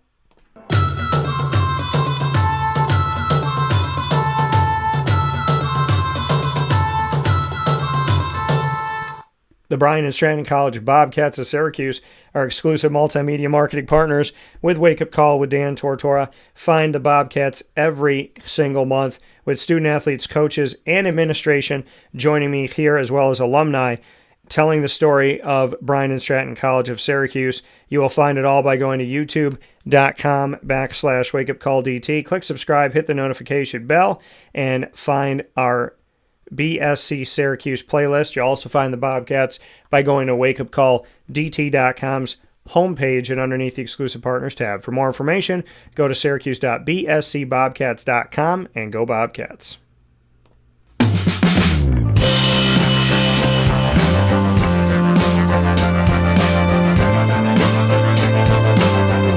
The Binghamton University Bearcats are exclusive multimedia marketing partners with Wake Up Call with Dan Tortora. Find your Bearcats every Tuesday during Bearcat time, like today, with student athletes, coaches, administration, and as well as alumni of Binghamton University. You'll find all of our content by going to youtube.com/wakeupcalldt. Click subscribe, hit the notification bell, and find our Binghamton playlist. The Bearcats are also on wakeupcalldt.com's homepage and underneath the exclusive partners tab. For more information, go to binghamtonbearcats.com and go Bearcats. With that being said, here on Wake Up Call with Dan Tortora, I want to thank you for being a part of the show as always. Cannot thank you enough for being here with us where sports meets life, Monday through Friday from 9 a.m. to 11 a.m. Eastern Time. And, of course, here inside these Great Lakes Honda City studios. Many thanks to Great Lakes Honda City for everything that they do in our community to make sure that we have safe and affordable rides to take with us wherever life takes us. And I want to once again tell you to head to Facebook at Wake Up Call DT, X at Call DT, and Instagram at Wake Up Call _DT to be with us 24/7. Find all of our videos and all of our content. We thank you for being with us on wakeupcalldt.com, which is the hub of everything. Has our YouTube channel, all of our outlets for podcasting, as well as all of our social media. And it has articles there for you and links to all of our wonderful partners that we work with here on the show. Go to wakeupcalldt.com today. Have a beautiful, wonderful day. Thanks to Scott Landers of Oswego State, the head baseball coach, as well as being a part of the Cape Cod League. And many thanks to all that he does in the community as a coach and a leader in general, and more than anything for being a dad. Thank you to David O'Brien. Congratulations to 25 years of service. Cheers to 25 more. And we thank him for all that he does in the community and Binghamton University for their partnership and our exclusive multimedia marketing partnership. To David and, of course, his wife, Laura, to his entire family, as well as to mom and dad. I want to shout them out, mom and stepdad, and to everybody that has helped him along the way. Thank you to David for all that he does in the background. I'm happy we got to put you in the foreground today and celebrate you. And thank you to Avicolli's for the ingredients to success. And we look forward to being at Avicolli's this Thursday, June 19th at 6 p.m. with a live broadcast with professional boxer Bryce Mills, who comes from Liverpool, went to Liverpool High School right down the street from Avicolli's, and just had a first-round knockout victory at Turning Stone in his most recent win under his belt. So we're happy to have Bryce and the family out there. Make sure you come and say hi to Bryce Mills this Thursday, June 19th, 6 p.m. at Avicolli's, 7839 Oswego Road in Liverpool, New York. In the meantime, from the Great Lakes Honda City Studios for Wake Up Call, have a beautiful day. Thank you for being with me. I appreciate you making us a part of your day. God bless. No stress. Do your best. We'll talk soon.